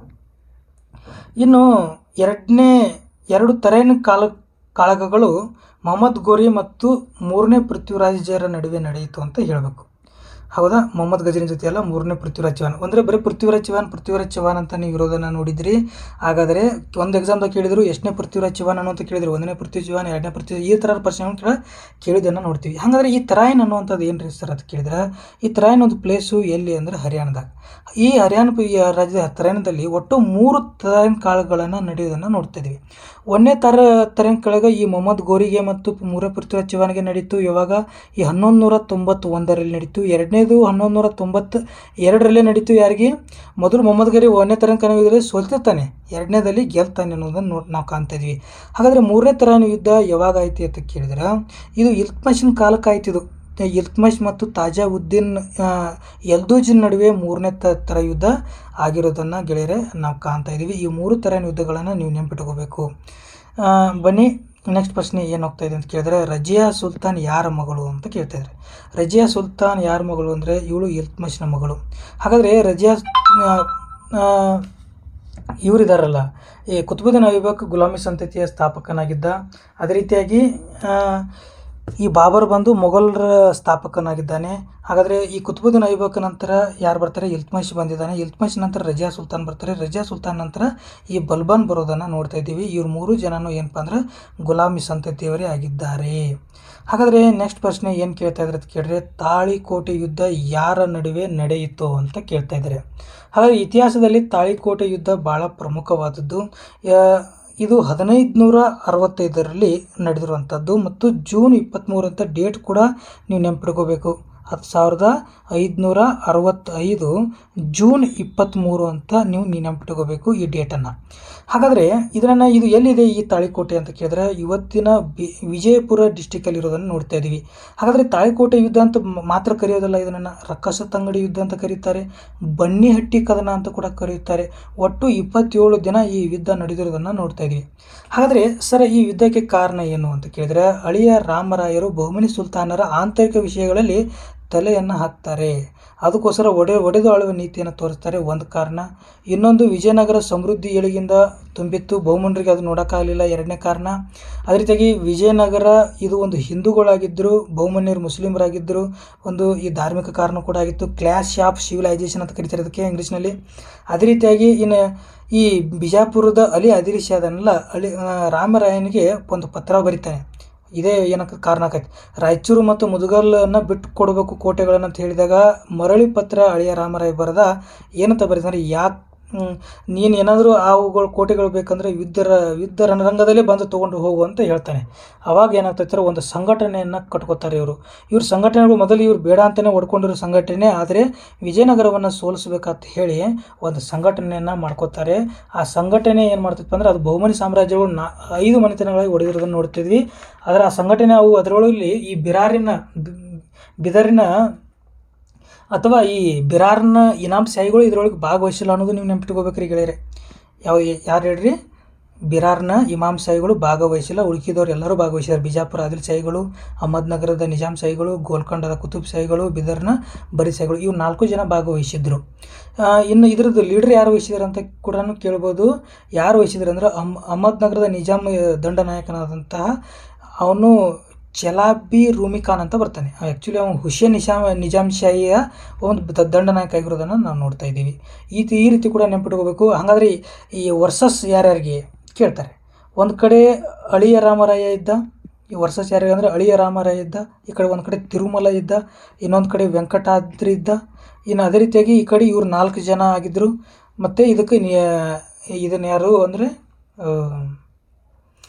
ಅಹಮದ್ನಗರದ ನಿಜಾಮನತಿಂದ ಹುಸೇನ್ ನಿಜಾಮ್ ಶಾಹಿನ ಏನಾಗಿದೆ ಇದರ ನೇತೃತ್ವವನ್ನು ವಹಿಸಿದ್ದ. ಈ ಯುದ್ಧದೊಳಗೆ ಏನು ಮಾಡ್ತಾರೆ, 80 ವರ್ಷದ ರಾಮರಾಯ ಸೋಲೋದನ್ನು ಕಾಣ್ತಾ ಇದ್ದೀವಿ. ಆಪ್ಷನ್ಸ್ ನೋಡಿರಿ ಅದೇ ಇರ್ತೈತೆ. ನೋಡೋಣ ಈಗ ತಾಳಿಕೋಟೆ ಯುದ್ಧ ಯಾರು ನಡೆಯುತ್ತೆ ಅಂದ್ರೆ, 1ನೇದು ರಾಮರಾಯ ಮತ್ತು ಬಹುಮನಿ ಸುಲ್ತಾನ್ ಇದೆ, ಕೃಷ್ಣದೇವರಾಯ ಅಂತ ಇದೆ, ಆಗಲ್ಲ. ರಾಮರಾಯ ಮತ್ತು ಗಜಪತಿ ಸುಲ್ತಾನ್ ಇದೆ. ಆನ್ಸರ್ ನೀವೇನು ಮಾಡ್ಬೇಕ್ರಿ, 1ನೇದನ್ನು ಹಾಕಿ ಟಿಕ್ ಮಾಡ್ಕೋತ ಬರಬೇಕು. ಯಾಕಂದರೆ ವಿಜಯನಗರ ಬಗ್ಗೆ ನಿಮ್ಗೆ ಯಾಕೆ ಇಷ್ಟೊಂದು ಹೇಳಿದೆ ಅಂದರೆ, ವಿಜಯನಗರ ಪ್ರತಿ ಎಕ್ಸಾಮ್ದಲ್ಲಿ ಮೋಸ್ಟ್ ಇಂಪಾರ್ಟೆಂಟು. ಇವನ್ ಆಲ್ಸೋ ಯಾವುದಪ್ಪ ಅಂದರೆ ವಿಜಯನಗರ ಎಂಪೈರೇ ಇಂಪಾರ್ಟೆಂಟು. ಯಾಕಂದರೆ ಇದನ್ನು UPSC ಓದೋರು ಕೂಡ ಭಾಳ ಇಂಪಾರ್ಟೆಂಟಾಗಿ ಓದ್ಕೊಳ್ಳೋದಿರೋದು ನೋಡ್ತಾ ಇದ್ದೀವಿ. UPSC ಎಲ್ಲಾದರೂ ಕೂಡ ಒಂದಾದ್ರೂ ಒಂದು ಕ್ವಶನ್ ವಿಜಯನಗರ ಸಾಮ್ರಾಜ್ಯ ಬಗ್ಗೆ ಇದ್ದೇ ಇರುತ್ತೆ. ಆಬ್ವಿಯಸ್ಲಿ ನಮ್ಮ ಕರ್ನಾಟಕ ಸ್ಟೇಟದಲ್ಲಿ ಪ್ರಶ್ನೆಗಳು ಅದ್ರ ಮೇಲೆ ಬಂದೇ ಬರ್ತವೆ. ಇದು ಮಧ್ಯಕಾಲೀನ ಒಂದು ಕರ್ನಾಟಕದ ಇತಿಹಾಸ ಅಥವಾ ಭಾರತ ಇತಿಹಾಸದಲ್ಲಿ ಮೋಸ್ಟ್ ಇಂಪಾರ್ಟೆಂಟ್ ಚಾಪ್ಟರ್ ಯಾವಪ್ಪ ಅಂದರೆ ವಿಜಯನಗರ ಸಾಮ್ರಾಜ್ಯ. ನೋಡಿರಿ, ಮತ್ತೆ ಇಲ್ಲೇ ನೋಡಿರಿ 2 ಕ್ವಶನ್ ಬಂದಿದ್ದಾವೆ ಇದೇ ಪ್ರಶ್ನೆಯಲ್ಲಿ ಎಕ್ಸೈಸ್ ಸಬ್ ಇನ್ಸ್ಪೆಕ್ಟರಲ್ಲಿ. ಹಾಗಾದರೆ ಕೃಷ್ಣದೇವರಾಯನು ಯಾವ ರಾಜ್ಯದ ಮೇಲಿನ ವಿಜಯದ ಸ್ಮರಣಾರ್ಥವಾಗಿ ಬಾಲಕೃಷ್ಣ ದೇವಾಲಯವನ್ನು ನಿರ್ಮಿಸಿದನು ಅಂತ ಕೇಳ್ತಾ ಇದ್ದಾರೆ. ಹಾಗಾದರೆ ನಿಮಗೆ ಈ ಉತ್ತರ ಏನಪ್ಪ ಅಂದರೆ ಇದಕ್ಕೆ ಉದಯಗಿರಿ ಅಂತ ಕೇಳ್ತೀವಿ. ಈ ಶ್ರೀಕೃಷ್ಣ ದೇವರಾಯ ಇದಾನಲ್ಲ, ಶ್ರೀಕೃಷ್ಣ ದೇವರಾಯ ಅನೇಕ ದೇವಾಲಯಗಳನ್ನು ಕಟ್ತಾನೆ. ಕವಿ ಪುಂಗವ ಅಂತ ಹೇಳಿ ಬಿರುದುಗಳನ್ನು ಇಟ್ಕೊಂಡಿರ್ತಾನೆ. ಯವನ ರಾಜ್ಯ ಪ್ರತಿಷ್ಠಾಪನಾಚಾರ್ಯ ಅಂತೇಳಿ ಒಂದು ಬಿರುದು ಕೂಡ ಇರೋದನ್ನು ನಾವು ಕಾಣ್ತಾ ಇದ್ದೀವಿ. ಅಟ್ಟೆ ಅಲ್ಲದೆ ಒಂದು ಇಲ್ಲಿ ಹಂಪಿಯಲ್ಲಿ ಅನೇಕ ದೇವಾಲಯಗಳು ಬರುತ್ತೆ. ಒಂದು ವಿಠ್ಠಲ ನಿಮಗೆ ಹೇಳ್ಬೇಕ್ರಿ, ಒಂದು ವಿಠ್ಠಲ ದೇವಾಲಯ ಅಂತ ಕಂಡು ಬರುತ್ತೆ, ವಿಠ್ಠಲ ದೇವಾಲಯ. ಇನ್ನೊಂದು ವಿರೂಪಾಕ್ಷ ದೇವಾಲಯ ಅಂತ ಕಂಡು ಬರುತ್ತೆ, ವಿರೂಪಾಕ್ಷ. ಇದು ಒಂದ್ಸಲ ಎಕ್ಸಾಮ್ದಾಗಿತ್ತು. ವಿರೂಪಾಕ್ಷ ದೇವಾಲಯ ಲಾರ್ಡ್ ಶಿವನಿಗೆ ಸಂಬಂಧಿಸಿದರೆ ವಿಠ್ಠಲ ದೇವಾಲಯ ಯಾವುದಕ್ಕೆ ಸಂಬಂಧಪಟ್ಟಿದ್ದಾರೆ, ಲಾರ್ಡ್ ವಿಷ್ಣುವಿಗೆ ಸಂಬಂಧಪಟ್ಟಿರೋದನ್ನು ನೀವು ಕೂಡ ನೆನಪಿಟ್ಕೋಬೇಕು ಈ ರೀತಿ. ಬನ್ನಿ ಗೆಳೆಯರೆ, ನೆಕ್ಸ್ಟ್ ಹೋಗೋಣ. ಕೃಷ್ಣ ದೇವರನ ಬಗ್ಗೆ ಸಾಂಸ್ಕೃತಿಕ ಕೊಡುಗೆಗಳು ನಿಮ್ಗೆ ಅನೇಕ ಕೃತಿಗಳನ್ನು ಬರೆದಿರೋದು ನಿಮ್ಗೆ ಎಕ್ಸಾಮ್ದಾಗ ಕೇಳಿದ್ದಾರೆ. ಅವ್ರದ್ದು ಈ ಡೋಮೋಸ್ ಮತ್ತು ಫಯಾಜ್ ಅವನ ಆಸ್ಥಾನಕ್ಕೆ ಬಂದಿರೋದು ಕೇಳಿದ್ದಾರೆ. ಯಾವಾಗಲೇ ಆ ಕೃಷ್ಣದೇವರಾಯ ಮೋಸ್ಟ್ ಇಂಪಾರ್ಟೆಂಟೇ ಆಗಿರೋದನ್ನು ನಾವು ನೋಡ್ತಾ ಇದ್ದೀವಿ. ನೀವು ಒಂದು ಸಲ ಅವನು ಏನು ಮಾಡಬೇಕು, ಅದನ್ನು ನೀವು ನೋಡ್ಬೇಕಂತ ಹೇಳಿ ನಾನು ಕೇಳ್ತಾ ಇದ್ದೀನಿ. ನೆಕ್ಸ್ಟ್ ಪ್ರಶ್ನೆಗೆ ಹೋಗ್ತಾ ಇದ್ದೀನಿ. ಜನರಲ್ ಡೈರನ್ನು ಲಂಡನ್ನಲ್ಲಿ ಹತ್ಯೆಗೈದವರು ಯಾರು ಅಂತ ಕೇಳ್ತಾ ಇದ್ದಾರೆ. ಜನರಲ್ ಡೈರನ್ನು ಹತ್ಯೆಗೈದವರು ಯಾರು ಅಂತ ಕೇಳಿದ್ರೆ, ಈ ಉಧಮ್ ಸಿಂಗ್ ಏನು ಮಾಡ್ತಾನೆ, ಜನರಲ್ ಡೈರನ್ನು 1940ರಲ್ಲಿ ಅಲ್ಲಿ ಲಂಡನ್ಗೆ ಹೋಗಿಯೇ ಸ್ನೇಹ ಮಾಡಿನ ಕೊಲ್ತಾನ ಅನ್ನೋದನ್ನು ನಾವು ಸ್ಟೋರಿಯನ್ನು ನೋಡ್ತಾ ಇದ್ದೀವಿ. ಇತಿಹಾಸದೊಳಗೆ ಅನೇಕ ವ್ಯಕ್ತಿಗಳು ಬ್ರಿಟಿಷ್ ವ್ಯಕ್ತಿಗಳನ್ನು ಕೊಂದಿದ್ದಾರೆ. ಈಗ ಬರೀ ಈಗ ಸಲ ಒಂದು ಕೇಳಿದರೆ ನೀವೆಲ್ಲ ನೆನಪಿಟ್ಕೋಬೇಕು. ಹಾಗಾದರೆ ಈ ಮೈಕಲ್ ಡೈರ್ನನ್ನು ಕೊಂದವರು ಉಧಮ್ ಸಿಂಗ್ ಆದರೆ ಈ ಕರ್ಜನ್ ವೈಲಿ ಅಂತ ಬರ್ತಾನೆ. ಕರ್ಜನ್ ವೈಲಿಯನ್ನು ಕೊಂದವರು ಯಾರು ಅಂದ್ರೆ ಮದನ್ ಲಾಲ್ ದಿಂಗ್ರಾ ಅಂತ ಹೇಳ್ಬೇಕು. ಮದನ್ ಲಾಲ್ ದಿಂಗ್ರಾ ಏನು ಮಾಡ್ತಾನೆ, ಈ ಕರ್ಜನ್ ವೈಲಿಯನ್ನು ಕೊಲ್ಲೋದನ್ನು ನೋಡ್ತಾ ಇದ್ದೀವಿ. ಇನ್ನೊಬ್ರು ಬರ್ತಾರೆ ಖುದಿರಾಮ್ ಬೋಸ್ ಅಂತೇಳಿ, ಇವರು ಕ್ರಾಂತಿಕಾರಿಗಳು. ಖುದಿರಾಮ್ ಬೋಸು ವಿಲಿಯಂ ಕರ್ಜನನ್ನು ಕೊಲೆಯನ್ನು ಮಾಡೋದನ್ನು ನೋಡ್ತಾ ಇದ್ದೀವಿ. ಅಷ್ಟೇ ಅಲ್ಲದೆ ಈ ಭಾರತದಲ್ಲಿ ಕೊಲೆಯಾದ ಮೊದಲ ವೈಸ್ರಾಯ್ ಯಾರು ಅಂತ ಎಕ್ಸಾಮ್ದಾಗ ಕೇಳಿದರೆ, ಹಾಗಾದರೆ ಲಾರ್ಡ್ ಮೇಯೋ ನಿಮ್ಗೆ ಗೊತ್ತಿರಬೇಕು. ಅಂಡಮಾನ್ ನಿಕೋಬಾರ್ ಜೈಲಿನಲ್ಲಿ ಒಬ್ಬ ಕೈದಿ ಕೊಲ್ತಾನೆ. ಆ ಕೈದಿ ಹೆಸರು ಏನಂತ ಕೇಳ್ತಾರೆ, ಶೇರ್ ಅಲಿ ಅಫ್ರೀದ್ ಅಂತ ಹೇಳ್ತೀವಿ. ಶೇರ್ ಅಲಿ ಅಫ್ರೀದ್ ಅಂತ ಹೇಳಿ ನೆನಪಿಟ್ಕೋರಿ. ಶೇರ್ ಅಲಿ ಅಫ್ರೀದ್ ಏನು ಮಾಡ್ತಾನೆ, ಲಾರ್ಡ್ ಮೇಯೋನ್ ಕೊಡ್ತಾನೆ. ಭಾರತದಲ್ಲಿ ಕೊಲೆಯಾದ ಮೊದಲ ವೈಸ್ರಾಯ್ ಅಂತಲೇ ಹೇಳ್ತೀವಿ. ನಿಮ್ಗೆ ಗೊತ್ತು 1857 ದಂಗೆ ಆಯಿತು. ಮಂಗಲ್ ಪಾಂಡೆ ಇಬ್ಬರು ಜನ ಕೊಲ್ತಾನಲ್ಲ, ಅವ್ರ ಹೆಸರೇನು, ಸಾರ್ಜೆಂಟ್ ಮತ್ತು ಲೆಫ್ಟಿನೆಂಟ್ ಬಾಗ್ನನ್ನು ಏನು ಮಾಡ್ತಾನೆ, ಮಂಗಲ್ ಪಾಂಡೆ ಹತ್ಯೆ ಮಾಡ್ತಾನೆ. ಈ ರೀತಿ ಒಂದು ಲಿಸ್ಟ್ಗಳನ್ನು ನೀವು ಅವಾಗವಾಗ ಇವನ್ನ ನೋಡ್ತಾ ಇರಬೇಕು. ಒಂದು ನೆಕ್ಸ್ಟ್ ಪ್ರಶ್ನೆ ಹೋಗೋಣ ಗೆಳೆಯರೆ. ನೆಕ್ಸ್ಟ್ ಪ್ರಶ್ನೆ ಏನು ಹೇಳ್ತಾ ಇದ್ದಾರೆ, ಅಲ್ಲಾವುದ್ದೀನ್ ಖಿಲ್ಜಿಯ ಸೈನಿಕ ದಂಡನಾಯಕ ಯಾರು ಅಂತ ಕೇಳ್ತಾಯಿದ್ದಾರೆ. ಇಲ್ಲಿ ಕೊಟ್ಟಿರೋದು ಮಲಿಕ್ ಕಾಪರ್ ಅಂತ ಕೊಟ್ಟಿದೆ, ತೇಜ್ಪಾಲ್, ಅಲ್ಬರುಣಿ, ಗಾಜಿ ಮಲಿಕ. ಅಲ್ಬರುಣಿ ಕವಿ ಅಂತ ಗೊತ್ತು, ತೇಜ್ಪಾಲ್ ಸಿಂಗ್ ಅಂತೇಳಿ ಶಿಖರ್ ಅಂತ ಗೊತ್ತು. ಅದೇ ರೀತಿಯಾಗಿ ಶಿಖರ್ ಗುರು. ಮಲಿಕ್ ಕಾಪರು ಗಾಜಿ ಮಲಿಕ್ ಇದೇನು ಅಂತ ಕೇಳಿದರೆ, ಗಾಜಿ ಮಲಿಕ್ ಮೊಹಮ್ಮದ್ ಬಿನ್ ತುಘಲಕ್ನ ಒಂದು ಪೂರ್ವದ ಹೆಸರದು. ಈ ಅಲಿ ಗುರ್ಷಪ್ ಅಲಾವುದ್ದೀನ್ ಖಿಲ್ಜಿದಾದ್ರೆ ಈ ಗಾಜಿ ಮಲಿಕ್ ಅವನ ಹೆಸರು ಅಂತ ನನಗೆ ಅಂದ್ಕೊಂಡಿದ್ದೀನಿ, I am not sure. Next ಹೋಗೋಣ. ಅಲಾವುದ್ದೀನ್ ಖಿಲ್ಜಿಯ ಆನ್ಸರ್ ಉಳಿದಿರೋದು ಯಾವ್ದು ಅಂದರೆ ಮಲಿಕ್ ಕಾಪರ್ನ 1000 ದಿನಾರ್ ಅಂತ ಕರೀತಾರೆ. ಯಾಕಂತ ಕೇಳಿದ್ರೆ 1000 ರೂಪಾಯಿ ಅಂದರೆ 1000 ರೂಪಾಯಿ ಕೊಟ್ಟನ್ನು ತೊಗೊಂಡು ಬಂದಿರ್ತಾರೆ. ಅದೇ ರೀತಿಯಾಗಿ ಈ ಮಲಿಕ್ ಕಾಪರ್ ಒಬ್ಬರೇ ಇಲ್ಲಾಗಿದ್ದ, ಈ ಉಲುಪ್ ಖಾನ್, ಜಾಫರ್ ಖಾನ್, ಇನ್ನೂ ಏನಿದ್ರು ಅಲಾವುದ್ದೀನ್ ಖಿಲ್ಜಿಯ ದಂಡನಾಯಕರು ಇರ್ತೀವಿ. ಈ ಜಾಫರ್ ಖಾನ್ ಮಂಗೋಲರಿಂದ ಹತನಾದ ಅಂತ ನಾವು ಅನ್ನೋದನ್ನು ನಾವು ನೋಡ್ತಾ ಇದ್ದೀವಿ. ಅದೇ ರೀತಿಯಾಗಿ ಇನ್ನೊಬ್ಬ ಮೊಹಮ್ಮದ್ ಬಿನ್ ತುಘಲಕ್ನ ದಂಡನಾಯಕ ನೆನಪಿಟ್ಕೋಬೇಕು ನೀವು, ಜಾಫರ್ ಖಾನ್ ಅಂತೇಳಿ. ಇಬ್ರಾಹಿಂ ಲೋಧಿಯ ಕೂಡ ದಂಡನಾಯಕ ನೆನಪಿಟ್ಕೋಬೇಕು, ಹುಸೇನ್ ಖಾನ್ ಅಂತೇಳಿ. ಈ ಹುಸೇನ್ ಖಾನ್ ಯಾಕೆ ನೆನಪಿಟ್ಕೋಬೇಕಂದ್ರೆ, ಈ ಬಾಬರ್ ಯುದ್ಧದಲ್ಲಿ ಇಬ್ರಾಹಿಂ ಲೋಧಿಗೆ ಮತ್ತು ಬಾಬರ್ಗೆ ಈ ಮೊದಲೇ ಪಾನಿಪತ್ ನಡೀತಲ್ಲ, ಅಲ್ಲಿ ಭಾಗವಹಿಸಿದಾನೆ ಹುಸೇನ್ ಖಾನ್ ಅನ್ನುವಂಥದ್ದನ್ನು ನಾವು ನೋಡ್ತಾ ಇದ್ದೀವಿ ಗೆಳೆಯರೆ. ಬನ್ನಿ ಗೆಳೆಯರೆ, ನೆಕ್ಸ್ಟ್ ಕ್ವಶನ್ಸ್ಗೆ ಹೋಗೋಣ. ನೆಕ್ಸ್ಟ್ ಕ್ವಶನ್ ಏನು ಕೇಳ್ತಾರೆ, ವಿಶ್ವಸಂಸ್ಥೆ ಅಸ್ತಿತ್ವಕ್ಕೆ ಬಂದದ್ದು ಅಂತ ಕೇಳ್ತಾರೆ. ನಿಮ್ಗೆಲ್ಲರಿಗೂ ಗೊತ್ತಿರೋದು ಈಜಿ ಸರಳವಾದ ಪ್ರಶ್ನೆ ಇದು. ಏನಂದ್ರೆ 1945 ಅಕ್ಟೋಬರ್ 24ರಂದು ವಿಶ್ವಸಂಸ್ಥೆ ಸ್ಥಾಪನೆ ಆಯಿತು. ಎರಡನೇ ಮಹಾಯುದ್ಧವನ್ನು ಅಂದರೆ ಮೂರನೇ ಮಹಾಯುದ್ಧವನ್ನು ತಡೆಗೋಸ್ಕರ, ವಿಶ್ವ ಶಾಂತಿಗೋಸ್ಕರ ಈ ವಿಶ್ವಸಂಸ್ಥೆ ಬಂತು. ಇದು ನ್ಯೂಯಾರ್ಕ್ನಲ್ಲಿ ಕೇಂದ್ರ ಕಚೇರಿಯನ್ನು ಹೊಂದಿದೆ. ಅದೇ ರೀತಿಯಾಗಿ ಅಂಟೋನಿಯೋ ಗುಟೆರಸ್ ಅವರು ಇದ್ರದ್ದು ಏನಾಗಿದ್ದಾರೆ, ಈಗ ಜನರಲ್ ಸೆಕ್ರೆಟರಿ ಆಗಿರೋದನ್ನು ನೋಡ್ತಾ ಇದ್ದೀವಿ. ಒಟ್ಟು 193 ರಾಷ್ಟ್ರಗಳು, ಸದಸ್ಯ ರಾಷ್ಟ್ರಗಳಿದ್ದಾವೆ. 2 ಅಬ್ಸರ್ವೇಷನ್ ಕಂಟ್ರಿಗಳು ಇರೋದನ್ನು ನೋಡ್ತಾ ಇದ್ದೀವಿ. 5 ವಿಂಗ್ಗಳಿದ್ದಾವೆ. ವಿಶ್ವಸಂಸ್ಥೆ ಬಗ್ಗೆ ಎಷ್ಟು ಅಭ್ಯಾಸ ಮಾಡಿದ್ರು ಕಡಿಮೆ.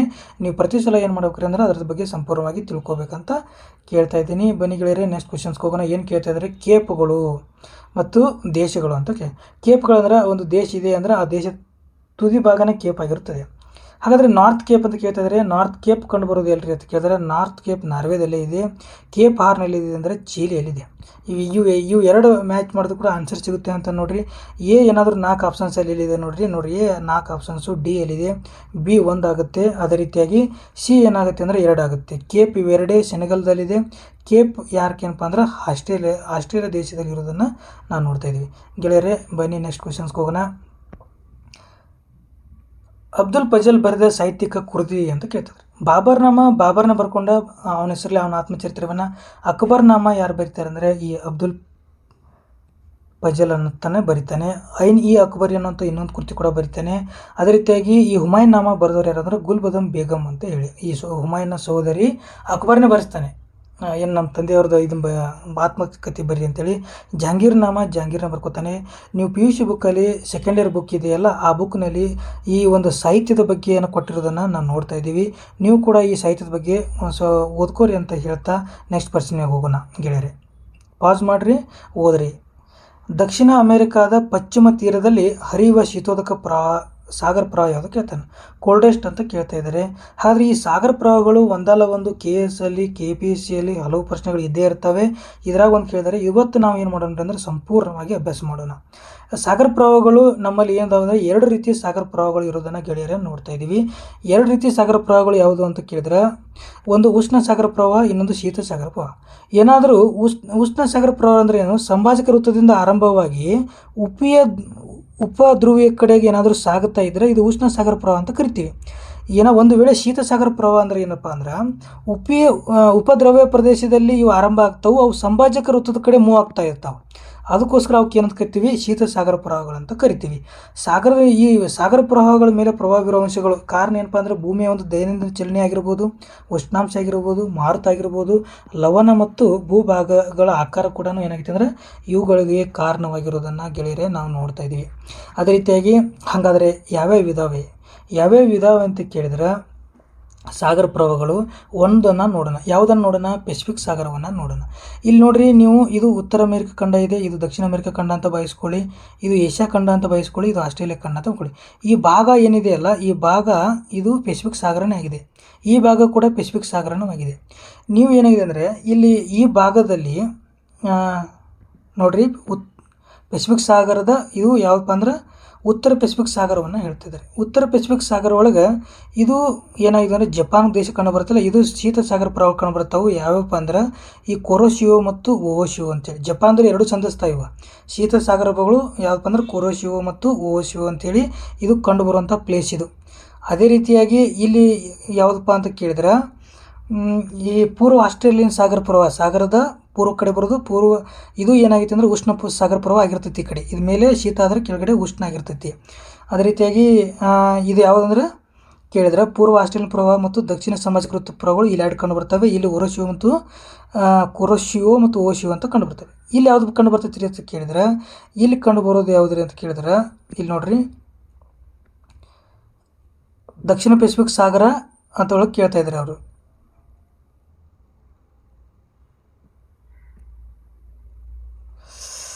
ಇಲ್ಲಿ ನೆಕ್ಸ್ಟ್ ಸ್ಲೈಡಲ್ಲಿ ನೋಡ್ರಿ, ಚಿತ್ರ ಮುಖಾಂತರ ನೀವು ಏನು ಮಾಡ್ಬೋದು, ಇದನ್ನು ಅರ್ಥ ಮಾಡ್ಕೋಬೋದು. ಇಲ್ಲೇ ಇದೆ ನೋಡ್ರಿ, ಓಶಿಯೋ ಮತ್ತು ಕೊರೋಶಿಯೋ ಇದೆ. ಅದೇ ರೀತಿಯಾಗಿ ಪೂರ್ವ ಆಸ್ಟ್ರೇಲಿಯನ್ ಇದು ಕೂಡ ಇದೆ. ದಕ್ಷಿಣ ಸಂಭಾಜಕ ವೃತ್ತ ಕೂಡ ಇಲ್ಲಿದೆ. ಇಲ್ಲಿ ಉತ್ತರ ಅಮೆರಿಕ ಪಕ್ಕದಲ್ಲಿ ಬರುವಂಥ ಕ್ಯಾಲಿಫೋರ್ನಿಯಾಗಳು ಕಂಡು ಬರ್ತವೆ. ಈ ರೀತಿ ಇಲ್ಲಿ ಪೆರು ಮತ್ತು ಹಂಬೋಲ್ಟ್ ಇದೆ. ಇವುಗಳು ಏನಾಗಿದೆ ಅಂತ ಕೇಳಿದ್ರೆ ಉತ್ತರ ಪೆಸಿಫಿಕ್ ಸಾಗರದ ಅಂದರೆ ಪೆಸಿಫಿಕ್ ಸಾಗರದ ಸಾಗರ ಪ್ರವಾಹಗಳಾಗಿದ್ದಾವೆ. ಒಂದು ಸಾರಿ ಇವುಗಳನ್ನು ನೀವೇನು ಮಾಡಿರಿ, ನೀಟಾಗಿ ನೋಡಿರಿ ಅಂತ ಹೇಳ್ತಾ, ಅದೇ ರೀತಿಯಾಗಿ ಇನ್ನು ದಕ್ಷಿಣ ಅಂಟಾರ್ಟಿಕ್ ಸಾಗರದ ಪ್ರವಾಹಗಳು ಯಾವುವು ಅಂತ ಕೇಳಿದ್ರೆ ಇದರೊಳಗೂ ಕೂಡ ಒಂದು ಲಿಸ್ಟನ್ನು ಇರೋದನ್ನು ನೋಡ್ತಾ ಇದ್ದೀವಿ. ಇವು ಕೂಡ ನೀವು ಏನು ಮಾಡ್ಬೇಕ್ರಿ, ಕಂಠಪಾಠವನ್ನು ಮಾಡಬೇಕು ಅಂತ ಹೇಳ್ತಾ, ದಕ್ಷಿಣ ಅಮೆರಿಕಾದ ಪಶ್ಚಿಮ ತೀರದಲ್ಲಿ ಹರಿಯುವ ಶೀತೋದಕ ಸಾಗರ ಯಾವುದಂದ್ರೆ ದಕ್ಷಿಣ ಅಮೆರಿಕಗಳು ಪಶ್ಚಿಮ ತೀರಕ್ಕೆ ಬರುವಂಥದ್ದು ಯಾವುದು ಅಂತ ಕೇಳಿದ್ರೆ ನೀವು ಇಲ್ಲಿ ನೋಡ್ರಿ, ಯಾವುದಿದೆ ಅಂತ ಕೇಳಿದ್ರೆ ಹಂಬೋಲ್ಟ್ ಅಂತ ಇದೆ. ಪೆರು ಅಥವಾ ಹಂಬೋಲ್ಟನ್ನು ಇರೋದನ್ನು ನೋಡ್ತಾ ಇದ್ದೀವಿ. ಇದು ಕೂಡ ಶೀತ ಪ್ರವಾಹವನ್ನು ಆಗಿರೋದೆ. ಆದರೆ ಆನ್ಸರ್ ಇದಕ್ಕೆ ಯಾವುದ್ರ ಅಂತ ಕೇಳಿದ್ರೆ 2 ಆಗಿದೆ ಗೆಳೆಯರೆ. ನೆಕ್ಸ್ಟ್ ಕ್ವಶನ್ಸ್ಗೆ ಹೋಗೋಣ. ನೆಕ್ಸ್ಟ್ ಕ್ವಶನ್ಸ್ ಏನು ಹೇಳ್ತಾ ಇದೆ ಅಂತ ಕೇಳಿದ್ರೆ, ಕೆಳಗಿನಗಳಲ್ಲಿ ಕೃಷ್ಣ ದೇವರಾಯನು ಸಂಸ್ಕೃತದಲ್ಲಿ ಬರೆದ ಕೃತಿ. ನೋಡಿ, ಕೃಷ್ಣ ದೇವರಾಯನ ಬಗ್ಗೆನೇ ಎಷ್ಟು ಪ್ರಶ್ನೆ ಬಂದು ಅಂತ ಕೇಳಿದ್ರೆ ಈಗ 3ನೇ ಪ್ರಶ್ನೆಯನ್ನು ಇದೇ ಪ್ರಶ್ನೆ ಪತ್ರಿಕೆ ಒಳಗೆ ನೋಡ್ತಾ ಇದ್ದೀವಿ. ಅದೇ ರೀತಿಯಾಗಿ ಸಂಸ್ಕೃತದಲ್ಲಿ ಬರೆದಂಥದ್ದು ಫಸ್ಟಕ್ಕೆ ಕೀ ಆನ್ಸರ್ನ ಯಾವ್ದು ಕೊಟ್ಟಿದ್ದಾರೆ ಅಂದರೆ 2 ಕೊಟ್ಟಿದ್ರು. ಇದು ತೆಲುಗುದಲ್ಲಿ ಬರೆದಿದೆ. ಆಮೇಲೆ ಏನು ಮಾಡಿದರೆ ಉಷಾಪರಿಣೆಯನ್ನು ರಿವೈಸ್ಡ್ ಆಗಿ ಆನ್ಸರನ್ನು ಉಷಾಪರಿಣೆ ಕೊಟ್ಟಿರೋದನ್ನು ನೋಡ್ತಾ ಇದ್ದೀವಿ. ಹಾಗಾದರೆ ಈ ಮನುಚರಿತ್ರ ಅಲಸಾನಿ ಪೆದ್ದನ ಬರೀತಾನೆ. ಮಧುರಾ ವಿಜಯಂ ವಿಜಯ ಭಟ್ಟಾರಕ್ಕೆ ಈ ಇಮ್ಮಡಿ ಪುಲಿಕೇಶಿಯ ಸೊಸೆ ಆದಂಥವಳು ಬರೆಯೋದನ್ನು ನೋಡ್ತಾ ಇದ್ದೀವಿ. ಹಾಗಾದರೆ ಈ ಅಲಸಾನಿ ಪೆದ್ದನ್ನ ಅದನ್ನೆಲ್ಲ ಮನುಚರಿತ್ರ ಬರೀತಾನೆ. ಅಲಸಾನಿ ಪೆದ್ದವನ್ನು ಆಂಧ್ರ ಕವಿತಾ ಪಿತಾಮಹ ಅಂತ ಕೂಡ ಕರೀತಾರೆ ಅನ್ನೋದನ್ನು ನಿಮ್ಗೆ ಗೊತ್ತಿರಬೇಕು. ಸಾರಿ, ಮಧುರಾ ವಿಜಯಂ ಗಂಗಾದೇವಿ ಬರಿತಾಳೆ ಅಂತ ಅನಿಸುತ್ತೆ ನನಗೆ, ವಿಜಯ ಭಟ್ಟಾರಿಕೆ ಅಲ್ಲ, ಸಾರಿ. ಆ ಕಂಪನನ ಹೆಂಡತಿಯಾಗಿರ್ತಾಳೆ ಅವಳು. ನೆಕ್ಸ್ಟ್ ಕ್ವಶನ್ಸ್ ಹೋಗೋಣ. ಗಾಂಧಿ ಇರ್ವಿನ್ ಒಪ್ಪಂದಕ್ಕೆ ಯಾವಾಗ ಸಹಿ ಹಾಕಲಾಯಿತು ಅಂತ ಕೇಳ್ತಾ ಇದ್ದಾರೆ. ನೀವು ಈ ಚಿತ್ರ ನೋಡ್ಬೋದು. ಗಾಂಧಿ ಇರ್ವಿನ್ ಪ್ಯಾಕ್ಟ್ ಎಷ್ಟರಲ್ಲಿ ಆಗಿದೆ ಅಂತ ಕೇಳಿದ್ರೆ 5 ಮಾರ್ಚ್ 1931ರಲ್ಲಿ ಆಗಿದೆ. ಆನ್ಸರ್ ಇಲ್ಲಿ ಇದು ಏನಿದೆಪ್ಪ ಅಂದ್ರೆ ಎರಡನೇ ಆಪ್ಷನ್ಸಲ್ಲಿ 1931 ಇರೋದನ್ನು ನೋಡ್ತಾ ಇದ್ದೀವಿ. ಗಾಂಧಿ ಇರ್ವಿನ್ ಒಪ್ಪಂದ ಪ್ರಕಾರವೇ ಏನು ಮಾಡಿದಪ್ಪ ಅಂದ್ರೆ ಕಾಂಗ್ರೆಸ್ ಅಥವಾ ಗಾಂಧೀಜಿಯವರು ಎರಡನೇ ದುಂಡು ಮೇಜಿನ ಸಮ್ಮೇಳನಕ್ಕೆ ಭಾಗವಹಿಸಿದರು ಅಂತ ಹೇಳಬೇಕು. ಹಾಗಾದರೆ ನೆಕ್ಸ್ಟ್ ಪ್ರಶ್ನೆ ಕೇಳ್ತಾ ಇದ್ದರೆ ಕನಿಷ್ಕನ ರಾಜಧಾನಿ ಯಾವುದಾಗಿತ್ತು ಅಂತ ಹೇಳ್ರಿ. ಈ ಕುಶಾನರೊಳಗೆ ನಿಮಗೆ ಫೇಮಸ್ ಅರಸನೇ ಯಾರಪ್ಪ ಅಂದ್ರೆ ಕನಿಷ್ಕನ ಏನಂತ ಕರೀತಾರೆ ಅಂದರೆ ಎರಡನೇ ಅಶೋಕ ಅಂತ ಕರೀತಾರೆ. ಯಾಕಂದರೆ ಬೌದ್ಧ ಧರ್ಮ ಕೂಡ ಏನು ಮಾಡ್ತಾರೆ ಇವಾಗ ಹೆಚ್ಚು ಕೊಡುಗೆಯನ್ನು ಕೊಡೋದನ್ನು ನೋಡ್ತಾ ಇದ್ದೀವಿ. ಹಾಗಾದರೆ ಯಾವುದ್ರಿ ಅಂತ ಕೇಳಿದರೆ ಕಾಶ್ಮೀರದಲ್ಲಿ ಬರುವಂಥ ಪುರುಷಪುರ ಅನ್ನುವಂಥದ್ದನ್ನು ನೋಡ್ತಾ ಇದ್ದೀವಿ. ಕಾಶ್ಮೀರ ನಿಮಗೆ ಗೊತ್ತು, ಈ ಝೇಲಂ ನದಿ ದಂಡೆ ಮೇಲಿದೆ. ಪಾಟ್ಲಿಪುತ್ರ ಇದು ಮೌರ್ಯರದು ಆಗಿತ್ತು ರಾಜಧಾನಿ, ಮತ್ತು ಗುಪ್ತರ ರಾಜಧಾನಿ ಕೂಡ ಪಾಟ್ಲಿಪುತ್ರ ಆಗಿತ್ತು. ಇದು ಮೊದಲಾಗಿ ಶ್ರೀಕೃಷ್ಣ ಹುಟ್ಟಿದ್ದು ಉತ್ತರ ಪ್ರದೇಶದಲ್ಲಿದೆ. ಇದು ಐ ಥಿಂಕ್ ಯಮುನಾ ನದಿ ದಂಡೆ ಮೇಲೆ ಇರೋದನ್ನು ನೋಡ್ತಾ ಇದ್ದೀವಿ. ಹಾಗಾದರೆ ನೆಕ್ಸ್ಟ್ ಕೇಳ್ತಾರೆ ವಿಕ್ರಮಶೀಲ ವಿಶ್ವವಿದ್ಯಾಲಯವನ್ನು ಸ್ಥಾಪಿಸಿದವರು ಯಾರು ಅಂತ ಕೇಳ್ತಿದ್ರೆ ಇದು ಯಾರು ಅಂತ ಕೇಳಿದ್ರೆ ಧರ್ಮಪಾಲ ಅಂತ ಹೇಳಬೇಕು. ಹಾಗಾದರೆ ನಳಂದ ವಿಶ್ವವಿದ್ಯಾಲಯ ಸ್ಥಾಪಕರು ಯಾರು? ಈ ಕುಮಾರಗುಪ್ತ ಅನ್ನೋದನ್ನು ನೋಡ್ತಾ ಇದ್ದೀವಿ. ಇವು ಎರಡೂ ಕೂಡ ನೀವು ಏನು ಮಾಡ್ಕೋಬೇಕ್ರಿ, ನೆನಪಿಟ್ಕೋಬೇಕು. ನೆಕ್ಸ್ಟ್ ಪ್ರಶ್ನೆಗೆ ಹೋಗೋಣ ಗೆಳೆಯರಿ. ನೆಕ್ಸ್ಟ್ ಪ್ರಶ್ನೆ ಏನು ಹೇಳ್ತಾ ಇದ್ದಾರೆ, 1962ರ ಭಾರತದ ಚೀನಾ ಯುದ್ಧದ ಅವಧಿಯಲ್ಲಿ ಭಾರತದ ರಕ್ಷಣಾ ಮಂತ್ರಿಗಳಾಗಿದ್ದವರು ಯಾರು ಅಂತ ಕೇಳ್ತಾ ಇದ್ದಾರೆ. ಯಾರಾಗಿದ್ದರು ಅಂದ್ರೆ ವಿ ಕೆ ಕೃಷ್ಣಮನನ್ ಅಂತ ಹೇಳಿ ಉತ್ತರ ಇರೋದನ್ನು ನೋಡ್ತಾ ಇದ್ದೀವಿ. ಅದೇ ರೀತಿಯಾಗಿ ನೆಕ್ಸ್ಟ್ ಪ್ರಶ್ನೆಗೆ ಹೋಗೋಣ. ಬ್ರಿಟಿಷ್ ಭಾರತದ ರಾಜಧಾನಿಯು ಕಲ್ಕತ್ತಾದಿಂದ ದೆಹಲಿಗೆ ವರ್ಗಾಯಿಸಲ್ಪಟ್ಟಾಗ ಭಾರತದ ವೈಸ್ರಾಯ್ ಆಗಿದ್ದವರು ಯಾರಂದ್ರೆ ಎರಡನೇ ಹಾರ್ಡಿಂಜ್ ಅಂತ ನೋಡ್ತಾ ಇದ್ವಿ. ಲಾರ್ಡ್ ಹಾರ್ಡಿಂಜ್ 1911ರಲ್ಲಿ ಆಗಿರೋದನ್ನು ಈ ಸ್ಟೋರಿ ನೋಡ್ತಾ ಇದ್ದೀವಿ. ಯಾಕ್ರಿ ಈ 1911ರಲ್ಲಿ ಆಯಿತು ಅಂತ ಕೇಳಿದ್ರೆ ಭಾರತಕ್ಕೆ 5ನೇ ಜಾರ್ಜ್ ಏನು ಮಾಡಿದ್ರಿ ಅಂದ್ರೆ ಆಗಮಿಸಿದ್ದ. ಆವಾಗ ಒಂದು 2 ನಿರ್ಣಯಗಳನ್ನು ತೆಗೆದುಕೊಂಡ.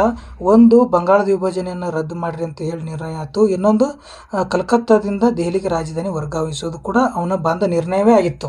ಹಾಗೆ ಯಾಕೆ ವರ್ಗಾಯಿಸೋದು ಅಂತ ಕೇಳಿದರೆ ಕಲ್ಕತ್ತಾ ಒಂದು ಕ್ರಾಂತಿಕಾರಿಗಳ ಒಂದು ರೆವಲ್ಯೂಷನರಿಗಳ ಒಂದು ಪ್ಲೇಸ್ ಆಗಿತ್ತು, ಅದು ತವರೂರು ಅದೇ ಆಗಿತ್ತು. ಹಾಗಾಗಿ ಬ್ರಿಟಿಷರಿಗೆ ಭಾಳ ತೊಂದರೆ ಆಗ್ತಾ ಇತ್ತು. ಅದಕ್ಕೆ ಡೆಲ್ಲಿಗೆ ಏನು ಮಾಡಿದರೆ ರಾಜಧಾನಿ ವರ್ಗಾವಣೆ ಮಾಡ್ತಾಯಿದ್ದಾರೆ. ಈ 5ನೇ ಜಾರ್ಜ್ ಬಂದದ ನೆನಪಿಗಾಗಿ ಒಂದು ಕಾಂಗ್ರೆಸ್ ಸಮ್ಮೇಳನ ಮಾಡ್ತಾರೆ. ಅಲ್ಲಿಯೂ ಕೂಡ ಏನು ಮಾಡ್ತಾರೆ ಅಂತ ಗೊತ್ತು ನಿಮಗೆ. ಈ ರವೀಂದ್ರನಾಥ್ ಠಾಗೂರ್ ಅವರು ಒಂದು ಗೀತೆಯನ್ನು ಹಾಡ್ತಾರೆ. ಆ ಗೀತೆ ಯಾವುದು ಅಂತ ಹೇಳಿ ದಯಮಾಡಿ ಕಮೆಂಟ್ ಮಾಡಿರಿ, ಯಾಕಂದ್ರೆ ನಂಗೆ ನೆನಪಾಗ್ತಾ ಇಲ್ಲ, ಅದಕ್ಕೋಸ್ಕರ. ಬನ್ನಿ ಗೆಳೆಯರಿ ನೆಕ್ಸ್ಟ್ ಕ್ವಶನ್ಸ್ಗೆ ಹೋಗೋಣ. ಸಾರಿ. ಈ ಕೆಳಗಿನ ಯಾವ ಪಂಚವಾರ್ಷಿಕ ಯೋಜನೆಯ ಅವಧಿಯಲ್ಲಿ ದುರ್ಗಾಪುರ್, ಬಿಲಾಯ್ ಮತ್ತು ರೂರ್ಕೆಲಾ ಸ್ಥಾವರಗಳು ಸ್ಥಾಪನೆ ಆದವು? ಈ 1ನೇ ಪಂಚವಾರ್ಷಿಕನ ಹೆರಾಲ್ಡ್ ಡೋಮರ್ ಅವರ ಪ್ಲ್ಯಾನ್ ಆಗಿತ್ತು. 2ನೇದು ಮ್ಯಾಲೋಬಿಸ್ ಆಗಿತ್ತು. 3ನೇದು ಗಾಡ್ಗಿಲ್ ಯೋಜನೆ ಅಂತ ಕರಿತೀವಿ. 1ನೇದು ಕೃಷಿಗೆ ಒತ್ತು ಕೊಟ್ಟರೆ 2ನೇದು ಕೈಗಾರಿಕೆ ಒತ್ತು ಕೊಟ್ಟಿವಿ ಅಂತ ನಿಮ್ಗೆ ಗೊತ್ತಿದೆ. ಹಾಗಾದರೆ 2ನೇ ಒಂದು ಇದರೊಳಗಡೆ ಈ ಬ್ರಿಟನ್ದಿಂದ ದುರ್ಗಾಪುರ, ಅದೇ ರೀತಿಯಾಗಿ ರೂರ್ಕೆಲಾ ಜರ್ಮನಿದಿಂದ, ಬಿಲಾಯಿ ಒಂದಿದೆ, ಅದು ಯಾವ ದೇಶದ ಅಂತ ಕೇಳಿದರೆ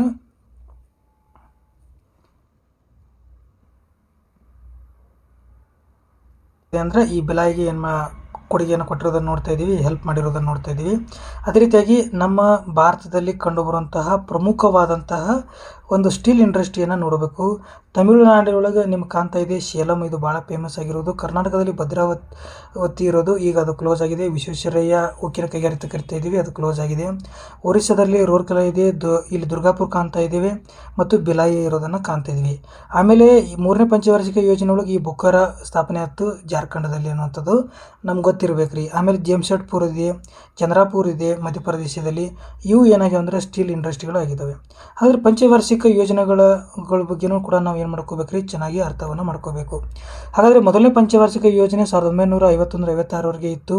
2ನೇದು 56ರಿಂದ 61ವರೆಗೆ ಇರೋದನ್ನು ಕಾಣ್ತಾ ಇದ್ದೀವಿ. 3ನೇ ಪಂಚವಾರ್ಷಿಕ ಯೋಜನೆ 1961ರಿಂದ 66ವರೆಗೆ ನೋಡ್ತೀವಿ. ಆಮೇಲೆ ಏನಾಕೈತ್ರಿ ಅಂತ ಕೇಳಿದ್ರೆ ವಾರ್ಷಿಕ ಯೋಜನೆಗಳು ಬರ್ತವೆ 66ರಿಂದ 69ರವರೆಗೆ. ಇದನ್ನು ಅಥವಾ ಪಂಚವಾರ್ಷಿಕ ಯೋಜನೆಗಳ ರಜಾ ಅವಧಿ ಅಂತ ಕೂಡ ಕರೀತಾರೆ. 4ನೇದು 69ರಿಂದ 74ರವರೆಗೆ. ಆಮೇಲೆ 5ನೇದು ಏನಾಗಿತ್ತು ಅಂತ ಕೇಳಿದರೆ 74ರಿಂದ 79ರವರೆಗೆ ಏನು ನೋಡ್ತೀವಿ. ಅದು 78 ಅಂತೇಳಿ ಒಂದೊಂದು ಬುಕ್ನಾಗ ಕೂಡ ಇರೋದನ್ನು ನಾವು ನೋಡಿದ್ದೀವಿ. ಇದು ಏನಂದರೆ ಅತಿ ಕಡಿಮೆ ಅವಧಿಗೆ ಅಥವಾ ಇದನ್ನು ಕೊಲ್ಯಾಪ್ಸ್ ಮಾಡಿದ್ದನ್ನು ಆಮೇಲೆ ಜನತಾ ಸರ್ಕಾರ ಬರೋದರಿಂದ ಮೊರಾರ್ಜಿ ದೇಸಾಯಿ ಅವರದು ಇದನ್ನು ಏನು ಮಾಡ್ತಾರೆ ಸ್ಟಾಪ್ ಮಾಡಿ ಮತ್ತೆ ಗಾಡ್ಗಿಲ್ ಯೋಜನೆಗಳು ಕೂಡ ಬರೋದನ್ನು ನೋಡ್ತೀವಿ. ಆಮೇಲೆ ಇಂದಿರಾ ಗಾಂಧಿ 80ರಾಗ ಬರ್ತಾರೆ. ಆಮೇಲೆ 80ರಿಂದ 85 6ನೇ ಪಂಚವಾರ್ಷಿಕ ಯೋಜನೆ, 7ನೇ ಪಂಚವಾರ್ಷಿಕ ಯೋಜನೆ 85 1990, 8ನೇ ಪಂಚವಾರ್ಷಿಕ ಯೋಜನೆ 92ರಿಂದ 97ರವರೆಗೆ. ಆಮೇಲೆ ಇಲ್ಲಿ ಕೂಡ ವಾರ್ಷಿಕ ಯೋಜನೆಗಳು 2 ವರ್ಷ ಬರೋದನ್ನು ನೋಡ್ತಾ ಇದ್ದೀವಿ. ಇದು 3ನೇ ರಜಾ ಕಾಲಾವಧಿ ಆಗಿರ್ತದೆ ಪಂಚವಾರ್ಷಿಕ ಯೋಜನೆಗಳು. ಇನ್ನು 9ನೇದು ಏನಪ್ಪ ಅಂದ್ರೆ 97ರಿಂದ 2002ರವರೆಗೆ, 2002ರಿಂದ 10ನೇದು 2007ರವರೆಗೆ, 2007ರಿಂದ 2012ರವರೆಗೆ 11ನೇದು, ಮತ್ತು 2012ರಿಂದ 2017ರವರೆಗೆ 12ನೇದು. ಇಲ್ಲಿಗೆ 12 ಪಂಚವಾರ್ಷಿಕಗಳು ಆಗಿದ್ದಾವೆ, ಇಲ್ಲಿಗೆ ಸ್ಟಾಪ್ ಆಗಿದ್ದಾವೆ. ಈಗ ನೀತಿ ಆಯೋಗ ಬಂದಿದೆ. ನೀತಿ ಆಯೋಗ ಏನು ಮಾಡಿದೆ ಅಂದರೆ 3 ವರ್ಷದ ಪ್ಲ್ಯಾನು, 7 ವರ್ಷದ ಪ್ಲ್ಯಾನು ಮತ್ತು 15 ವರ್ಷದ ಪ್ಲ್ಯಾನ್ಗಳನ್ನು ತೆಗೊಂಡಿರೋದನ್ನು ನಾವು ಕಾಣ್ತಾ ಇದ್ದೀವಿ ಗೆಳೆಯರೆ. ನೆಕ್ಸ್ಟ್ ಹೋಗೋಣ. ಏನು ಹೇಳ್ತಾ ಇದ್ದಾರೆ, ಕಾಂಪ್ಕೋ ಎಂಬುದು ಇದರ ತಯಾರಿಕೆಯಲ್ಲಿ ಸಹಕಾರಿಯಾಗಿದೆ. ಕಾಂಪ್ಕೋ ಅಂದರೆ ಏನು ರೀ ಅಂತ ಕೇಳಿದ್ರೆ, ಇದು ಅಡಿಕೆ ತಯಾರಿಕೆಯಲ್ಲಿ ಏನಾಗಿದೆ ಅಂದರೆ ಸಹಾಯ ಆಗಿರೋದನ್ನು ನೋಡ್ತೀವಿ. ಕಾಂಪ್ಕೋ ಅಂದರೆ the central arecanut and cocoa marketing and processing cooperative limited ಅಂತ ಕರಿತೀವಿ. ಇದು ಕಾಂಪ್ಕೋ ಅಂತ ಕರೀತಾರೆ. 1973ರಲ್ಲಿ ಸ್ಥಾಪನೆ ಆಗೈತಿ. ಇದಕ್ಕಿಂತ ಕಚೇರಿ ಎಲ್ಲಿ ಐತಿ ಕೇಳಿದ್ರೆ ಇದು ಮಂಗಳೂರಲ್ಲಿ ಇರೋದನ್ನು ನೋಡ್ತಾ ಇದ್ದೀವಿ. ಹಾಗಾದರೆ ಆನ್ಸರ್ ಯಾವುದು ಅಂದರೆ ಆರ್ಗಾನೇಟ್ ಅಂದರೆ ಅಡಿಕೆ ಅಂತ ಹೇಳ್ತಾ ಇದ್ದೀವಿ ಗೆಳೆಯರೆ. ನೆಕ್ಸ್ಟ್ ಹೋಗೋಣ. ನೆಕ್ಸ್ಟ್ ಏನು ಕೇಳ್ತಾರೆ ಅಂದರೆ ವಿದ್ಯುತ್ತಿನ ಏಕಮಾನ ಅಂತ ಕೇಳ್ತಾ ಇದ್ರಿ.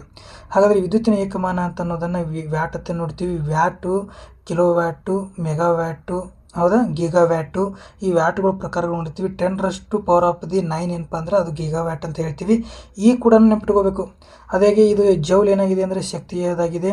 ಅದೇ ರೀತಿಯಾಗಿ ಜೌಲ್ ಸೆಕೆಂಡ್ ಕೊಡುತ್ತೆ. ಇದು ಹರ್ಟ್ಸ್ ಫ್ರೀಕ್ವೆನ್ಸಿದಾಗಿದೆ. ಹರ್ಟ್ಸ್ ಏನಪ್ಪ ಅಂದ್ರೆ ಫ್ರೀಕ್ವೆನ್ಸಿ ಯೂನಿಟ್ ಆಗಿದೆ. ಒಂದು ಬೇಸಿಕ್ ಇಂಟರ್ನ್ಯಾಷನಲ್ SI ಯೂನಿಟ್ಗಳು ಕೂಡ ನಾವು ನೆನಪಿಟ್ಕೋಬೇಕು.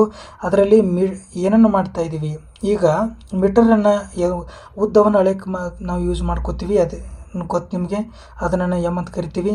ಹಾಗಾದರೆ ಈ ಕಿಲೋಗ್ರಾಮ್ ಇದೆಯಲ್ಲ, ರಾಶಿಯನ್ನು ಅಳೆಯೋದು ಯಾವುದು ಅಂತ ಕೇಳಿದ್ರೆ ಇಲ್ಲಿ ನೋಡಿರಿ, ಕನ್ನಡದಲ್ಲಿ ಇದ್ದಾವೆ ನೋಡಿರಿ, ನೀವು ನೀಟಾಗಿ ತಿಳ್ಕೊಬೋದು.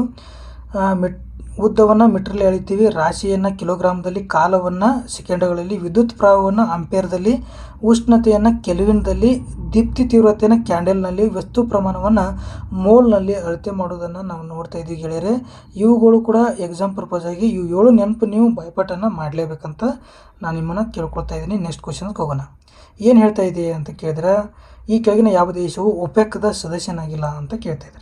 ಹಾಗಾದರೆ ಏನು ರೀ ಒಪೆಕ್ ಅಂತಾರೆ, organization of petroleum exporting corporation ಅಂತ ಒಂದು ಮಾಡ್ಕೊಂಡಿದ್ದಾರೆ. ಇವರು ಇವಾಗ ಮಾಡ್ಕೊಂಡಿದ್ದಾರೆ, 1960ರಿಂದ ಇದು ಜಾರಿಗಿದೆ. ಇದು ಪ್ರಸ್ತುತ 12 ಮೆಂಬರ್ ಕಂಟ್ರಿಗಳು ಇರೋದನ್ನು ನೋಡ್ತಾ ಇದ್ದೀವಿ. ಹಾಗಾದರೆ ಈ ಒಂದು ಒಪೆಕ್ ಕಂಟ್ರಿಯ ಒಂದು ಹೆಡ್ ಕ್ವಾರ್ಟರ್ ಎಲ್ಲಿದೆ ಅಂತ ಕೇಳಿದ್ರೆ ಆಸ್ಟ್ರೇಲಿಯಾ ವಿಯೆನ್ನಾದಲ್ಲಿರೋದನ್ನು ನಾವು ನೋಡ್ತಾ ಇದ್ದೀವಿ. ಆಸ್ಟ್ರೇಲಿಯಾ ದೇಶದ ವಿಯೆನ್ನಾದಲ್ಲಿರೋದನ್ನು ನೋಡ್ತಾ ಇದ್ದೀವಿ. ಹಾಗಾದರೆ 12 ಯಾವ್ಯಾವ ಸರಿ ಕೇಳಿದ್ರೆ 13 ಇದ್ದು ಅಂತ ನಾವು ಕೇಳಿದ್ದೀವಲ್ರ ಅಂತ ಕೇಳಿದ್ರೆ, ಕರೆಂಟ್ ಅಫೇರ್ಸ್ ಪ್ರಕಾರ ಏನು ರೀ ಅಂತ ಕೇಳಿದ್ರೆ, ಅಂಗೋಲಾ ಐತಲ್ಲ, ಅಂಗೋಲಾ ಏನಾಗಿದೆ ಇತ್ತೀಚೆಗೆ ಹೊರಗೋದಂಥದ್ದು, 2023-24ರಲ್ಲಿ ಹೊರಗೋದಂಥ ದೇಶ ಅಂಗೋಲಾ ಆಗಿದೆ. ಹಾಗಾದರೆ ಮುಂಚೆ ಯಾವುದು ಹೋಗ್ತೀರಿ 20ರಾಗ ಅಂತ ಕೇಳಿದ್ರೆ, ಇಲ್ಲಿ ದಕ್ಷಿಣ ಅಮೆರಿಕದ ಇಕ್ವೆಟಾರ್ ಹೋಯಿತು, 2019ರ ಕತಾರ್ ಹೋಗ್ತಾನೆ ನೋಡ್ತೀವಿ. ಹಾಗಾದರೆ ಈ ದಕ್ಷಿಣ ಅಮೆರಿಕದ ಒಂದೇ ಒಂದು ದೇಶ ಇದೆ, ಅದು ವೆನಿಜುವೆಲಾ. ಇಲ್ಲಿ ಆಫ್ರಿಕಾ ಖಂಡದಲ್ಲಿ ಏನಾಗಿದೆ ಅಂತ ಕೇಳಿದ್ರೆ 7 ಇದ್ದು ಈಗ 6 ಉಳಿದು. ಅದೇ ರೀತಿಯಾಗಿ ಈ ಒಂದು ನಮ್ಮ ಏಷ್ಯಾ ಖಂಡದಲ್ಲಿ ಕೂಡ 5 ಇರೋದನ್ನು ಕಾಣ್ತಾ ಇದ್ದೀವಿ. ಹಾಗಾದರೆ ಯಾವ್ಯಾವು ನೋಡಿರಿ, ಗಬ್ಬನ್ ಇದೆ, ಇಕ್ವೆಟಾರಿಯಲ್ ಗಿನಿಯಾ ಇದೆ, ಅದ್ರ ರಿಪಬ್ಲಿಕ್ ಆಫ್ ಕಾಂಗೋ ಇದೆ, ನೈಜೀರಿಯಾ ಇದೆ, ಅಲ್ಜೀರಿಯಾ ಇದೆ, ಲಿಬಿಯಾ ಇದೆ. ಹಾಗಾದರೆ 1, 2, 3, 4, 5, 6 ಆಫ್ರಿಕಾ ಖಂಡದಲ್ಲಿ, ಅದು ನೆನಪಿಟ್ಕೋಬೇಕು ಇವನ್ನ. ಅದೇ ರೀತಿಯಾಗಿ ಇರಾನ್ ಇದೆ, ಇರಾಕ್ ಇದೆ, ಇರಾನ್ ಇದೆ, ಕುವೈತ್ ಇದೆ, ಯುನೈಟೆಡ್ ಅರಬ್ಸ್ ಮತ್ತು ಸೌದಿ ಅರೇಬಿಯಾ ಇದೆ. ಇವು 5, ಇವು 6, 11, ಇದೊಂದು 12, ಒಟ್ಟು ಎಷ್ಟಪ್ಪ ಅಂದ್ರೆ 12 ಒಪೆಕ್ ರಾಷ್ಟ್ರಗಳಲ್ಲಿ ಇರೋದನ್ನು ನೋಡ್ತಾ ಇದ್ದೀವಿ. ಇವನ್ನ ಕೂಡ ನೀವು ನೆನಪಲ್ಲಿ ಇಟ್ಕೊಳ್ಬೇಕು ಅಂತ ಕೇಳ್ತಾ ಇದ್ದೀನಿ. ಬನ್ನಿ ಗೆಳೆಯರೆ, ನೆಕ್ಸ್ಟ್ ಏನು ಪ್ರಶ್ನೆ ಕೇಳ್ತಾ ಇದ್ದಾರೆ, ಇಲ್ಲಿವರೆಗೆ ಭಾರತದಲ್ಲಿ ಎಷ್ಟು ಬಾರಿ ಹಣಕಾಸಿನ ತುರ್ತು ಪರಿಸ್ಥಿತಿಗಳನ್ನು ಘೋಷಿಸಲಾಗಿದೆ? ಹಾಗಾದರೆ ನಿಮ್ಗೆ ಗೊತ್ತು, ಹಣಕಾಸಿನ ತುರ್ತು ಪರಿಸ್ಥಿತಿ ಆರ್ಟಿಕಲ್ ಯಾವ ರೀತಿ ಕೇಳಿದ್ರೆ 360 ಇರೋದನ್ನು ನೋಡ್ತಾ ಇದ್ದೀವಿ. ಅದೇ ರೀತಿಯಾಗಿ 352 ಇದು ರಾಷ್ಟ್ರೀಯ ತುರ್ತು ಪರಿಸ್ಥಿತಿ, 356 ರಾಜ್ಯ ತುರ್ತು ಪರಿಸ್ಥಿತಿ ಅಂತ ಕರಿತೀವಿ, ಅಥವಾ ಸಂವಿಧಾನಾತ್ಮಕ ತುರ್ತು ಪರಿಸ್ಥಿತಿ ಕರಿತೀವಿ, ಅಥವಾ ರಾಷ್ಟ್ರಪತಿ ಆಡಳಿತ ಅಂತ ಕೂಡ 356 ಅಂತ ಕರಿತೀವಿ. ಇದರಲ್ಲಿ ಆಯಾ ರಾಜ್ಯಗಳಿಗೆ ಮೊದಲು ರಾಷ್ಟ್ರಪತಿ ಆಡಳಿತ ಮೊದಲು ಪಂಜಾಬಲ್ಲಿ ಹೇರಿದರು. ಇಲ್ಲಿವರೆಗೆ ರಾಷ್ಟ್ರೀಯ ತುರ್ತು ಪರಿಸ್ಥಿತಿಯನ್ನು 3 ಬಾರಿ ನಾವು ಹೇರಿದ್ವಿ ಅಂತ ಗೊತ್ತು. ಆದರೆ ರಾಷ್ಟ್ರೀಯ ತುರ್ತು ಪರಿಸ್ಥಿತಿ 3 ಬಾರಿ ಹೇರಿದ್ದೀವಿ. ಆದರೆ ಹಣಕಾಸಿನ ತುರ್ತು ಪರಿಸ್ಥಿತಿ ಇಲ್ಲಿವರೆಗೆ 1 ಬಾರಿಯೂ ಕೂಡ ನಾವು ಏನು ಮಾಡಿಲ್ಲರಿ, ಘೋಷಿಸಲಾಗಿಲ್ಲ ಅಂತ ಹೇಳ್ತಾ ಇದ್ದೀವಿ. ಹಾಗಾದರೆ ಗೆಳೆಯರೆ, ನೆಕ್ಸ್ಟ್ ಕ್ವಶನ್ಗೆ ಹೋಗೋಣ. ನೆಕ್ಸ್ಟ್ ಕ್ವಶನ್ ಏನು ಹೇಳ್ತಾ ಇದೆ ಅಂದರೆ, ಈ ಕೆಳಕಂಡ ಯಾವ ವಲಯದಲ್ಲಿ ಭಾರತೀಯ ಆರ್ಥಿಕತೆಯನ್ನು ಸುಧಾರಿಸಲು ಕೇಳ್ಕರ್ ಸಮಿತಿಯು ರಚಿಸಲಾಗಿತ್ತು ಅಂತ ಕೇಳ್ತಾರೆ. ಹಾಗಾದರೆ ಕೇಳ್ಕರ್ ಸಮಿತಿ ತೆರಿಗೆ ಸುಧಾರಣೆ ಅಂತ ನಾವು ಗೊತ್ತಿರಬೇಕು. ಹಾಗಾದರೆ ಮೋಸ್ಟ್ ಇಂಪಾರ್ಟೆಂಟ್ ಎಕನಾಮಿಕ್ ಕಮಿಟಿಗಳು ಮತ್ತು ಅದರದ್ದು ಯಾರು ಹ್ಯಾಂಡಲ್ ಮಾಡ್ಯಾರ ಅನ್ನೋದು ಕೂಡ ನಿಮಗೆ ಎಕ್ಸಾಮ್ ಪರ್ಪಸ್ ಭಾಳ ಇಂಪಾರ್ಟೆಂಟ್ ಆಕತಿ. ರಂಗರಾಜನ್ ಕಮಿಟಿ ಡಿಸ್ಇನ್ವೆಸ್ಟ್ಮೆಂಟ್ ಅಂತ ಹೇಳ್ತಾರೆ, ಅಂದರೆ ಹೂಡಿಕೆ ತೆಗಿತಾ ಅಂತ ಹೇಳ್ತೇವೆ. ಅಂದರೆ ಸಾರ್ವಜನಿಕ ಏನು ಪಬ್ಲಿಕ್ ಅಂಡರ್ಟೇಕಿಂಗ್ದಾಗ ಇರ್ತಾವಲ್ಲ ಅಲ್ಲಿ ಹೂಡಿರ್ತಕ್ಕಂಥವನ್ನ ಷೇರುಗಳನ್ನು ಖಾಸಗಿಯವ್ರಿಗೆ ಮಾರಿದ್ರೆ ಸರ್ಕಾರಕ್ಕೆ ತಾವು ಹಾಕಿರೋ ಬಂಡವಾಳ ವಾಪಸ್ ಬರ್ತೈತಿ, ಅದಕ್ಕೆ ಡಿಸ್ಇನ್ವೆಸ್ಟ್ಮೆಂಟ್ ಅಂತ ಕರೀತಾರೆ. ನರಸಿಂಹ ಕಮಿಟಿ ನಿಮ್ಗೆ ಗೊತ್ತು, ಫಿನಾನ್ಷಿಯಲ್ ಸೆಕ್ಟರ್ಗೆ, ಬ್ಯಾಂಕಿಂಗ್ ಸೆಕ್ಟರ್ಗೆ ಸಂಬಂಧಪಟ್ಟಿದ್ದು. ಕೆಲ್ಕರ್ ಸಮಿತಿ 3ನೇದಲ್ಲಿ ಇದೆ ನೋಡ್ರಿ, ಈ ಟ್ಯಾಕ್ಸ್ ರಿಫಾರ್ಮ್ಸು. ಇನ್ನೊಮ್ಮೆ ನೆನಪಿಡಬೇಕು, ರಾಜ್ಯ ಚಲೈ ಕಮಿಟಿ ಆಲ್ಸೋ ಕೂಡ ಏನಪ್ಪ ಅಂದ್ರೆ ಟ್ಯಾಕ್ಸ್ ರಿಫಾರ್ಮ್ಸ್ಗೆ ಇರೋದನ್ನು ನೋಡ್ತಾ ಇದ್ದೀವಿ. ಹಾಗಾದರೆ ನೆಕ್ಸ್ಟ್ ಬರ್ರಿ ಯಾವ್ಯಾವ ಇದಾವೆ ಅಂತೇಳಿ. ಮೋಸ್ಟ್ ಇಂಪಾರ್ಟೆಂಟ್ ಇವೆಲ್ಲನೂ ಕೊಟ್ಟಿದ್ದೀನಿ, ಒಂದು ಸಲ ನೀವು ರಿಕಾಲ್ ಮಾಡಿ ಅಂತ ಹೇಳ್ತಾ ನೆಕ್ಸ್ಟ್ ಪ್ರಶ್ನೆಗೆ ಹೋಗ್ತಾ ಇದ್ದೀನಿ. ಅಥವಾ ನೀವು ಏನಾದರೂ ನೋಟ್ಸ್ ಮಾಡ್ಕೊಂಡಿದ್ರೆ ಅವನೇ ಏನು ಮಾಡಿರಿ, ರಿಕಾಲನ್ನು ಮಾಡಿದ್ರಿ. ಇವ್ರು ಕೇಳ್ತಾಯಿದ್ರೆ 14ನೇ ಹಣಕಾಸು ಆಯೋಗದ ಅವಧಿ ಕೇಳ್ತಾ ಇದ್ದಾರೆ. ಹಣಕಾಸಿನ ಆಯೋಗ 2015ರಿಂದ 20 ಅಂತ ಗೊತ್ತು. ಹಾಗಾದರೆ 20ರಿಂದ 25 ಏನಂದರೆ ಇದು 15ನೇ ಹಣಕಾಸು ಆಯೋಗ, ಅದರ ಅಧ್ಯಕ್ಷರು NK ಸಿಂಗು. ಈಗ 16ನೇ ಹಣಕಾಸು ಆಯೋಗ 26ರಿಂದ 31ರವರೆಗೆ ನಾವು ಘೋಷಣೆ ಮಾಡಿದ್ದೀವಿ, ಅರವಿಂದ್ ಪರಂಗೇರಿ ಅಂತೇಳಿ. ಹಾಗೆ ಹಣಕಾಸು ಆಯೋಗದ ಮೊದಲ ಅಧ್ಯಕ್ಷರು ಯಾರು, ಯಾವಾಗ ಸ್ಥಾಪನೆ ಆಯಿತು ಅಂತ ಎಲ್ಲ ಎಕ್ಸಾಮ್ದಲ್ಲಿ ಕೇಳೋದನ್ನು ನೋಡ್ತಾ ಇದ್ದೀವಿ. KC ನಿಯೋಗಿಯವರು ಮೊದಲ ಹಣಕಾಸು ಆಯೋಗದ ಅಧ್ಯಕ್ಷರು 1951 ಮೊದಲ ಬಾರಿ ನೋಡಿದ್ದೀವಿ. ಎರಡನೇದು KS ಅಂತ ನಮ್ಗೆ ಗೊತ್ತಿರಬೇಕು.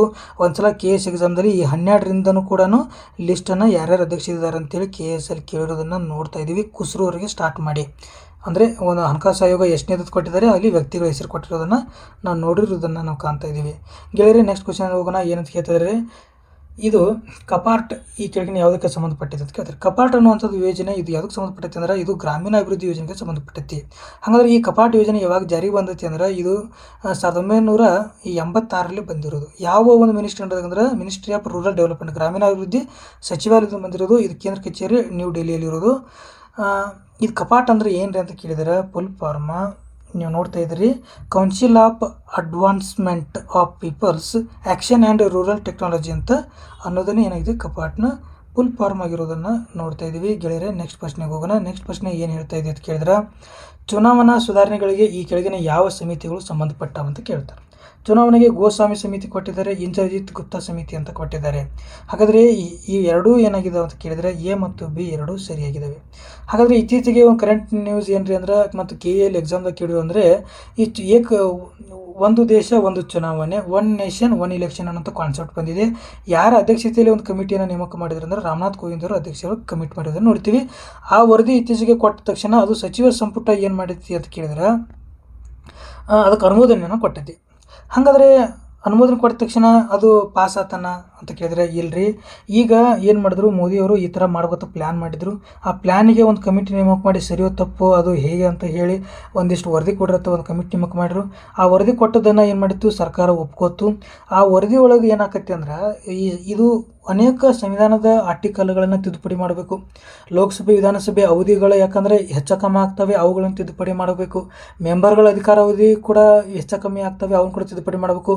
ಯಾವ ಜಾರಿಗೆ ಬಂದಾಗ ಒಂದಷ್ಟು ಅರ್ಧ ಮೊಟಕುಗೊಳಿಸಬೇಕು, ಅರ್ಧ ಎಕ್ಸ್ಟೆಂಡ್ ಮಾಡಬೇಕು. ಈ ರೀತಿ ಎಲ್ಲ ಪ್ರೊವಿಷನ್ ಇರೋದ್ರಿಂದ ಸಂವಿಧಾನಕ್ಕೆ ತಿದ್ದುಪಡಿ ಮಾಡಬೇಕಾಕೈತಿ. ಆವಾಗ ಏನು ಮಾಡ್ಬೇಕೈತಿ, ಸಂಸತ್ತಿಗೆ ಹೋಗಬೇಕು. ಸಂಸತ್ತಿಯೊಳಗೆ ವಿಶೇಷ ಬಹುಮತ ಮತ್ತು ಅರ್ಧ ರಾಜ್ಯಗಳ ಒಪ್ಪಿಗೆ ಕೊಡಬೇಕು. ತೊಗೊಂಡು ಅದನ್ನು ಪಾಸ್ ಮಾಡಿ ಗೆಜೆಟ್ ಮಾಡಿದ ಮೇಲೆ ಇದು ಜಾರಿಗೆ ಬರ್ತೈತಿ. ಇದು 29ರಿಂದ ಮಾಡ್ಬೇಕನ್ನೋ ಪ್ಲ್ಯಾನ್ ಐತಿ. ಈ ಪ್ಲ್ಯಾನ್ ಏನಾಗುತ್ತೆ ಅಂತ ಗೊತ್ತಿಲ್ಲ. ಹಾಗಾದರೆ ನಮಗೇನು ಬೇಕು, ಇದು SAA ಒಳಗೂ ಮೋಸ್ಟ್ ಇಂಪಾರ್ಟೆಂಟು PS ಆಗಿರ್ಬೋದು, KS ಆಗಿರ್ಬೋದು.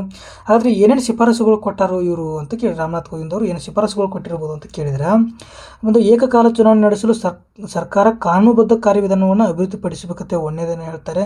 ಒಟ್ಟಿಗೆ ಎಲೆಕ್ಷನ್ ಮಾಡಬೇಕು, ಯಾವ್ಯಾವ ಲೋಕಸಭೆ ಮತ್ತು ರಾಜ್ಯಗಳು ವಿಧಾನಸಭೆಯನ್ನು ಒಲಿಗೆ ಮಾಡಬೇಕು. ಅದಾದ ಮಾಡಿದ ಒಂದು ತಿಂಗಳ ನಂತರ ಈ ಸ್ಥಳೀಯ ಲೋಕಲ್ ಬಾಡೀಸ್ ಬರ್ತಾವಲ್ಲ, ನಗರಸಭೆ ಮತ್ತು ಗ್ರಾಮ ಪಂಚಾಯಿತಿಗಳು, ಅವುಗಳು ಕೂಡ 73-74 ಪ್ರಕಾರ ನಾವು 243 ಪ್ರಕಾರ 243K ಏನು ಹೇಳುತ್ತೆ ಹೇಳ್ರಿ, 243K ಏನು ರಾಜ್ಯ ಚುನಾವಣಾ ಆಯೋಗದ ಬಗ್ಗೆ ಹೇಳುತ್ತೆ. ಇದೇ Z ಏನು ಹೇಳುತ್ತೆ ಅಂದರೆ ನಗರ ಸ್ಥಳೀಯ ಸಂಸ್ಥೆಗಳ ಎಲೆಕ್ಷನ್ ಬಗ್ಗೆ ಮಾತನಾಡುವಂಥದ್ದು 243 ZA. ಇವುಗಳು ಕೂಡ ಏನು ಮಾಡಬೇಕಾಗ್ತದೆ ಕೇಳಿದ್ರೆ, ಇವುಗಳು ಕೂಡ ಏನು ಮಾಡಬೇಕಾಗ್ತದೆ, ತಿದ್ದುಪಡಿ ಮಾಡಬೇಕು. ಇದರೊಳಗಡೆ ಇವು ಲೋಕಸಭೆ ಮತ್ತು ವಿಧಾನಸಭೆ ನಡೆದ ಒಂದು ತಿಂಗಳ ನಂತರ ಏನು ಮಾಡ್ಬೇಕ್ರಿ, ಇವುಗಳು ಇಲೆಕ್ಷನ್ ಕೂಡ ಮಾಡಬೇಕು. ಇಲ್ಲಿಯೂ ಕೂಡ ಈ ಪ್ರೊವಿಷನ್ ಕೂಡ ತಿದ್ದುಪಡಿಯನ್ನು ಮಾಡಬೇಕಾಗುತ್ತೆ ಅಂತ ಹೇಳುವ ವರದಿಯನ್ನು ಕೂಡ ಕೊಟ್ಟಿರೋದನ್ನು ನೋಡ್ತಾ ಇದ್ದೀವಿ. ಹಾಗಾದರೆ ಇದು ಚುನಾವಣೆ ಸುಧಾರಣೆ ಒಂದು ಭಾಗ ಅಂತ ನಾನು ಹೇಳ್ತಾ ಇದ್ದೀನಿ, ಇತ್ತೀಚೆಗೆ ಆಗ್ತಾ ಇರೋದು. ಇಲ್ಲಿ ಕೂಡ ಈ ಕೇಳ್ತಾ ಇದ್ದಾರೆ ಚುನಾವಣೆ ಸುಧಾರಣೆಗಳಿಗೆ ನೇಮಕ ಮಾಡಿದ ಕಮಿಟಿಗಳನ್ನು ಕೇಳ್ತಾ ಇದೆ. ಹಾಗಾದರೆ ಚುನಾವಣೆ ಸುಧಾರಣೆ ಮಾಡೋಕ್ಕೆ ಸರ್ಕಾರ ಏನು ಕೈಗೊಂಡೈತ್ರಿ ಅಂತ ನೀವು ಕೂಡ ಕೇಳ್ಬೋದು. ಅವು ಎಕ್ಸಾಮ್ದಾಗ ಆಲ್ರೆಡಿ ಬಂದಿರುವಂಥದ್ದು. ನಿಮ್ಗೆ ಗೊತ್ತು 2013 ಸುಪ್ರೀಂ ಕೋರ್ಟ್ ಹೇಳಿತ್ತು ನೋಟಾ ತೊಗೊಂಬರ್ರಿ ಅಂತ ಹೇಳಿದ್ರು. ಕೆಲವೊಬ್ಬರಿಗೆ 2 ಕ್ಯಾಂಡಿಡೇಟ್ ಇಷ್ಟ ಇಲ್ಲ, ನಾನು ಏನು ಮಾಡಬೇಕು, ನಾನ್ ಆಫ್ ದ ಅಬವ್ ಏನು ಮಾಡಬೇಕು, ವೋಟಿಂಗ್ ಒತ್ತಬೇಕಂತೇಳಿ 2013 ಸುಪ್ರೀಂ ಕೋರ್ಟ್ ಹೇಳ್ತು, ಅವಾಗ ಬಂತು. ಆಮೇಲೆ 2013 ವಿ ವಿ ಪ್ಯಾಡ್ ಅಂತ ಬಂದಿದೆ, ಚುನಾವಣೆ ಸುಧಾರಣೆಗಳ ಒಂದು ಭಾಗ ಆಗಿ ಬಂತಿದೆ.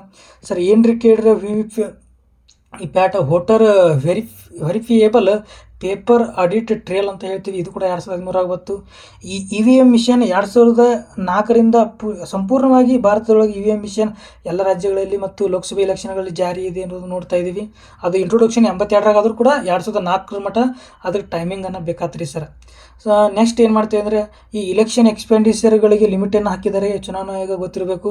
ಇಲ್ಲೋ MP ಎಷ್ಟು ಖರ್ಚು ಮಾಡಬೇಕು, MLA ಎಷ್ಟು ಖರ್ಚು ಮಾಡ್ಬೇಕಂತೇಳಿ 1960ರೊಳಗನೆ ಏನು ಮಾಡಿದ್ದಾರೆ, ಈಗ ಕೋಡ್ ಆಫ್ ಕಂಡಕ್ಟನ್ನು ತೊಗೊಂಬರೋದು ನೋಡ್ತೀವಿ. ಮಾಡಲ್ ಕೋಡ್ ಆಫ್ ಕಂಡಕ್ಟ್ ಅಂತ ಹೇಳ್ತೀವಿ. ಇನ್ನು ಅದೇ ರೀತಿಯಾಗಿ ನಿಮ್ಗೆ ಗೊತ್ತಿರಬೇಕು, ಇನ್ನೂ ಇಂಪ್ರೂವ್ಮೆಂಟ್ ಆಗಬೇಕಾಗಿದ್ದಾವೆ. ನೀವು ಕೂಡ ಸಜೆಷನ್ ಕೂಡ ಹೇಳ್ಬೋದು, ಏನಾಗಬೇಕಾಗಿದೆ. ಯಾವುದೇ ಒಬ್ಬ ವ್ಯಕ್ತಿ ತನ್ನ ಊರಿಗೆ ಹೋಗಿ ಬೇರೆ ಊರಲ್ಲಿ ಇದ್ದರೂ ಕೂಡ, ಬೇರೆ ದೇಶದಲ್ಲಿ ಇರಲಿ, ಬೇರೆ ನಗರದಲ್ಲಿರಲಿ, ತನ್ನ ಊರಿಗೆ ಹೋಗಿ ವೋಟ್ ಹಾಕುವಂಥ ಪರಿಸ್ಥಿತಿ ಬಂದಿದೆ. ಈಗ ಅದನ್ನ ಆನ್ಲೈನ್ ವೋಟಿಂಗ್ ಹಾಕೋ ಇನ್ನೂ ಸಿಸ್ಟಮ್ ಬರಬೇಕಾಗಿದೆ. ಈಗ ಆಲ್ರೆಡಿ ಈಗ ಆರ್ಮಿದವರಿಗೆ ಮತ್ತು ಸರ್ಕಾರಿ ನೌಕರಿಗೆ ಪೋಸ್ಟಲ್ ಮುಖಾಂತರ ತಮ್ಮ ಏನು ಮಾಡ್ಬೋದು, ವೋಟಿಂಗನ್ನು ಕಳಿಸೋದು ಜಾರಿಯಲ್ಲಿ ಇರೋದು ನೋಡ್ತಾ ಇದ್ದೀವಿ. ಇವುಗಳು ಕೂಡ ಏನಾಗ್ತವೆ, ಸುಧಾರಣೆ, ಇಲೆಕ್ಷನ್ ಸುಧಾರಣೆ ಒಂದು ಭಾಗಗಳಾಗಿದ್ದಾವೆ. ಹಾಗಾದರೆ ಸರ್ ಇಷ್ಟ ಮುಗಿತೇನ್ರಿ. ಕರೆಂಟ್ ಅಫೇರ್ಸ್ ಕೂಡ ಇಲೆಕ್ಷನ್ ಬಗ್ಗೆ ಇತ್ತೀಚೆಗೆ ನ್ಯೂಸ್ಗಿದೆ. ಏನಿದೆ, ಚುನಾವಣಾ ಆಯೋಗ 18ನೇ ಲೋಕಸಭೆ ಚುನಾವಣೆ ನಡೀತಲ್ಲ, ಅವಾಗ ಅನೇಕ ಅಪ್ಲಿಕೇಶನ್ ಕೂಡ ಜಾರಿ ತೊಗೊಂಬಂದಿರೋದು ನಿಮ್ಗೆ ಗೊತ್ತಿರಬೇಕು. ಯಾವ್ಯಾವುದಿದೆ, ವಿಜಿಲ್ ಅಂತ ಇತ್ತು, ಸುವಿಧಾ ಅಂತ ಇತ್ತು, ಸಮಾಧಾನ ಅನ್ನೋಂಥ ಅಪ್ಲಿಕೇಶನ್ ಆ್ಯಪ್ ಇತ್ತು, ಸುಗಮ್ ಅನ್ನುವಂಥದ್ದೇನಿತ್ತು. ಇವುಗಳು ಕೂಡ ಏನಾಗ್ತಾವೆ ರೀ, ಇವೆಲ್ಲ ಇಂಪಾರ್ಟೆಂಟ್ ಆಗ್ತಾವೆ. ಮತ್ತು ಎಸ್ ಎ ಪರ್ಪಸ್ ಆಗಿ ಇದು ಮೋಸ್ಟ್ ಇಂಪಾರ್ಟೆಂಟ್ ಇವು ಬರೆಸಿದ್ದು ಅಂತ ನಾನು ನಿಮ್ಗೆ ಹೇಳ್ತಾ ಇದ್ದೀನಿ. ಬನ್ನಿ ಗೆಳೆಯರೆ, ನೆಕ್ಸ್ಟ್ ಹೋಗೋಣ. ಏನಂತ ಹೇಳಿ 35ನೇ ಕ್ವೆಶನು. ಭಾರತೀಯ ರಿಸರ್ವ್ ಬ್ಯಾಂಕಿನಿಂದ ರಚಿಸಲ್ಪಟ್ಟ HY ಮಳೆಗಮ್ ಕಮಿಟಿಯು ಈ ಕೆಳಗಿನ ಯಾವುದರೊಂದಿಗೆ ಸಂಬಂಧಿಸಿದೆ ಅಂತ ಕೇಳ್ತಾರೆ. ಈ ಬ್ಯಾಡ್ ಲೋನ್ಸ್ ಅಂತ ಬರ್ತವೆ, ಅಥವಾ ಕೆಟ್ಟ ಸಾಲಗಳು ಅಂತ ಕೇಳ್ತಾರೆ. ವಂಚನೆ ಕಾರಣಗಳು ನಿರ್ವಹಣೆ ಬರ್ತವೆ. ಇದರ ಒಂದು ನಿರ್ವಹಣೆಗಾಗಿ ಏನಾಗಿತ್ತು ಅಂದರೆ ಇದು ಬಂದಿರೋದನ್ನು ನಾವು ನೋಡ್ತಾ ಇದ್ದೀವಿ ಗೆಳೆಯರೆ.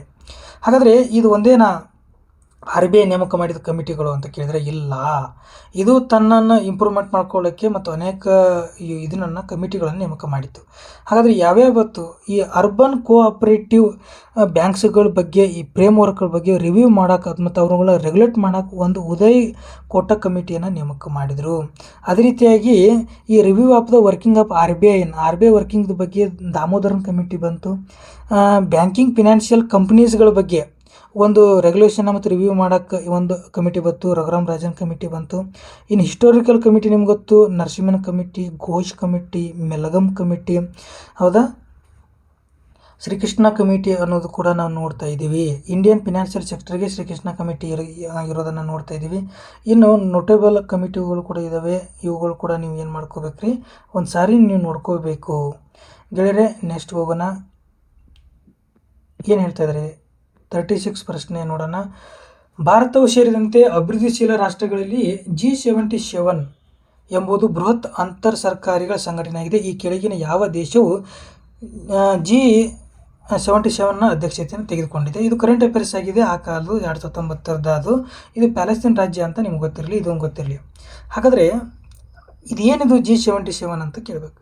ನೀವು ಗ್ಲೋಬಲ್ ಸೌತ್ ಅಂತ ಕೇಳಿದಿರಿ. ಇದು ಏನಾಗಿದೆ ಅಂದರೆ ಈ ಭಾಗ ಏನಿದೆಯಲ್ಲ, ಈ ಇದು ಭಾಗ ಎಲ್ಲ ಪ್ರಪಂಚದೊಳಗೆ ಅಭಿವೃದ್ಧಿ ಹೊಂದಿದ ಒಂದು ಭಾಗ ಆಗ್ತದೆ. ಈ ಭಾಗ ಏನಿದೆಯಲ್ಲ ಒಂದು ಎಷ್ಟು ಅಭಿವೃದ್ಧಿ ಹೊಂದುತ್ತಿರುವ, ಅಥವಾ ಈ ಭಾಗ ಅಂತೂ ಅಭಿವೃದ್ಧಿ ಹೊಂದದೇ ಭಾಗನೇ ಆಗೈತಿ. ಇವುಗಳ ಒಂದು ಅಭಿವೃದ್ಧಿ ಮಾಡಬೇಕಾಯ್ತು. ಇವರೆಲ್ಲರೂ ಕೂಡಿ ಒಂದು 77 ದೇಶಗಳು ಕೂಡಿ ವಿಶ್ವಸಂಸ್ಥೆಯೊಳಗೆ ಅಲ್ಲೇ ಕೇಂದ್ರ ಕಚೇರಿ ಕೂಡ ಇರೋದನ್ನು ನಾವು ಕಾಣ್ತೀವಿ. ಅಲ್ಲಿ ಒಂದು ನಾವು ಸಂಘಟನೆಯನ್ನು ಸ್ಥಾಪನೆ ಮಾಡಿಕೊಂಡ್ರು. ಇವತ್ತು 124 ರಾಷ್ಟ್ರಗಳಾಗಿದ್ದಾವೆ ಈ ಒಂದು G77 ರಾಷ್ಟ್ರ ಒಂದು ಸಂಘಟನೆ ಒಳಗಡೆ. ಇದು ಹಿಸ್ಟೋರಿಕಲ್ ನೆನಪಿರಲಿ ಅಂತೇಳಿ ಇದನ್ನು ಇವತ್ತಾದರೂ ಕೂಡ ನಾವು ಏನು ಮಾಡ್ತಿದ್ರಿ, G77 ಅಂತ ಕರೆಯೋದನ್ನು ನೋಡ್ತಾ ಇದ್ದೀವಿ. ಬನ್ನಿ ಗೆಳೆಯರೆ, ನೆಕ್ಸ್ಟ್ ಹೋಗೋಣ. ನೆಕ್ಸ್ಟ್ ಪ್ರಶ್ನೆ ಏನು ಹೇಳ್ತಾ ಇದೆ ಅಂತ ಕೇಳಿದ್ರೆ, ಇಲ್ಲಿ ಒಂದಿಷ್ಟು ಉತ್ಸವಗಳಿದ್ದಾವೆ ಮತ್ತು ಅದೇ ರೀತಿ ರಾಜ್ಯಗಳು ಕೂಡ ಕೊಟ್ಟಿದ್ದಾರೆ. ಹಾಗಾದರೆ ಜಲ ಉತ್ಸವ ಎಲ್ಲಿ ನಡೀತು ಅಂತ ಹೇಳಿ ನಿಮಗೆ ಗೊತ್ತಿರಬೇಕು. ನೆಕ್ಸ್ಟು ಜಲ ಉತ್ಸವ ಐ ಥಿಂಕ್ ಇದು ಮಧ್ಯಪ್ರದೇಶದಲ್ಲಿ ಒಂದೇದು ಮ್ಯಾಚ್ ಮಾಡ್ತಾನೆ ರೀ. ಆಮೇಲೆ ಇವ್ನು ನೋಡೋಣ. ಜಲ ಉತ್ಸವ ಮಧ್ಯಪ್ರದೇಶ್, ಹಾರ್ನ್ಬಿಲ್ ಅಂತ ಎಲ್ಲರಿಗೂ ಗೊತ್ತು, ನಾಗಾಲ್ಯಾಂಡ್ ಅಂತ. ಈ ಕಂಬಳ ಅಂತಲೂ ಕೂಡ ಗೊತ್ತು. ಎಲ್ಲಿ ಕಂಬಳ ನಡೀತೈತಿ ಕೇಳಿದ್ರೆ ಕರ್ನಾಟಕದೊಳಗೆ ನಡಿತೈತಿ. ಮತ್ತು ಈ ನೋವೇಕಾಯಿಲೆ ಅಂದ್ರೆ ಒರಿಸ್ಸಾದಾಗ ನಡಿತೈತಿ. ಏನಾದರೂ 2 ಆದರೆ 2 ಕಡೆ ಆಪ್ಷನ್ಸ್ ಐತಿ. ಬಿ ಏನಾದರೂ 1 ಆದ್ರೆ A2 B1. ಎಲ್ಲಿ ಆನ್ಸರ್ ಇದೆ 2 ಅಲ್ಲಿದೆ ನೋಡಿರಿ. ಆನ್ಸರ್ ಇದಕ್ಕೆ 2 ಆಗೋದನ್ನು ಕಾಣ್ತಾ ಇದ್ದೀವಿ ಗೆಳೆಯರೆ. ನೆಕ್ಸ್ಟ್ ಹೋಗೋಣ. ಪ್ರಶ್ನೆ ಪ್ರಶ್ನೆ ಏನು ಕೇಳ್ತಿದ್ದಾರೆ, ಜಿ ಕೆ ಗೋಖಲೆ ಅಂತ ಕೇಳ್ತಿದ್ದಾರೆ. ಹಾಗಾದರೆ ಜಿ ಕೆ ಗೋಖಲೆ ಏನನ್ನು ಸ್ಥಾಪನೆ ಮಾಡಿದರು ಅಂತ ಕೇಳಿದರೆ ಸರ್ವೆಂಟ್ಸ್ ಆಫ್ ಇಂಡಿಯಾ ಸೊಸೈಟಿಯ ಸ್ಥಾಪಕರು ಆಗಿದ್ದಾರೆ. ಈ ಹೆನ್ರಿ ಡೆರುಜಿಯೋ ಏನಾಗಿದ್ದಾರೆ ಅಂತ ಕೇಳಿದರೆ ಇವ್ರದ್ದೊಂದು ಶೈಕ್ಷಣಿಕ ಸಂಘಟನೆ ಇತ್ತು ಅನ್ನೋಂಥದ್ದನ್ನು ನಾವು ನೋಡ್ತಾ ಇದ್ದೀವಿ. ಅದೇ ರೀತಿಯಾಗಿ ಆತ್ಮಾರಾಮ್ ಪಾಂಡುರಂಗ ಅವರು ಏನು ಸ್ಥಾಪನೆ ಮಾಡ್ತಾರೆ, ಆತ್ಮಾರಾಮ್ ಪಾಂಡುರಂಗ ಅವರು ಪ್ರಾರ್ಥನಾ ಸಮಾಜದ ಸ್ಥಾಪಕರು ಅಂತ ಗೊತ್ತು ನಿಮ್ಗೆ. ರಾಜಾರಾಮ್ ಮೋಹನ್ ರಾಯ್ ಅವರು ಆತ್ಮೀಯ ಸಭಾ ಅಂದರೆ ಬ್ರಹ್ಮ ಸಮಾಜ ಸ್ಥಾಪನೆ ಮಾಡೋಕ್ಕಿಂತ ಮುಂಚೆನೇ ಏನು ಮಾಡಿದ್ರು ಅಂದರೆ 1814ರಲ್ಲಿ ಈ ಆತ್ಮೀಯ ಸಭಾವನ್ನು ಅವರು ಜಾರಿಗೆ ತಂದಿರೋದನ್ನು ನೋಡ್ತಾ ಇದ್ದೀವಿ. ಬನ್ನಿ ಗೆಳೆಯರೆ, ನೆಕ್ಸ್ಟ್ ಹೋಗೋಣ. ಏನಪ್ಪ ಹೇಳ್ತಾ ಇದ್ದೀವಿ ಅಂತ ಕೇಳಿದ್ರೆ ಪ್ರಶ್ನೆ, 2019ರ ಏಷ್ಯಾ ಕಪ್ ಫುಟ್ಬಾಲ್ ಪಂದ್ಯಾವಳಿಯಲ್ಲಿ ಇತ್ತೀಚೆಗೆ ಜಯಗಳಿಸಿದ ದೇಶ ಯಾವುದು ಅಂತ ಕೇಳ್ತಿದ್ದಾರೆ. ಇಲ್ಲಿ 19 ಕರೆಂಟ್ ಅಫೇರ್ಸು. ಅವಾಗ ಆನ್ಸರ್ ಕೂಡ ಕತ್ತಾರೆ, ಹೌದಾ? ಅವಾಗ ಗೆದ್ದಿರೋದು ಕೂಡ ಕತ್ತಾರೆ. 2023ರಲ್ಲಿ ಪ್ರತಿ 4 ವರ್ಷಕ್ಕೊಮ್ಮೆ ನಡೀತಿದೆ ಇದು ಕೂಡ ಈ 2023ರಲ್ಲಿ ನಡೆದಿರೋದು ಎಲ್ರಿ ಅಂತ ಕೇಳಿದ್ರೆ ಕತ್ತಾರದಲ್ಲೇ. ಈ 2023ರಲ್ಲಿ ಜಯಶಾಲಿ ಆದ ದೇಶ ಕೂಡ ಕತ್ತಾರನೇ. 2019ರಲ್ಲಿ ನಡೆದಿರೋದು ಕತಾರು, 2023ರಲ್ಲಿ ನಡೆದಿರೋದು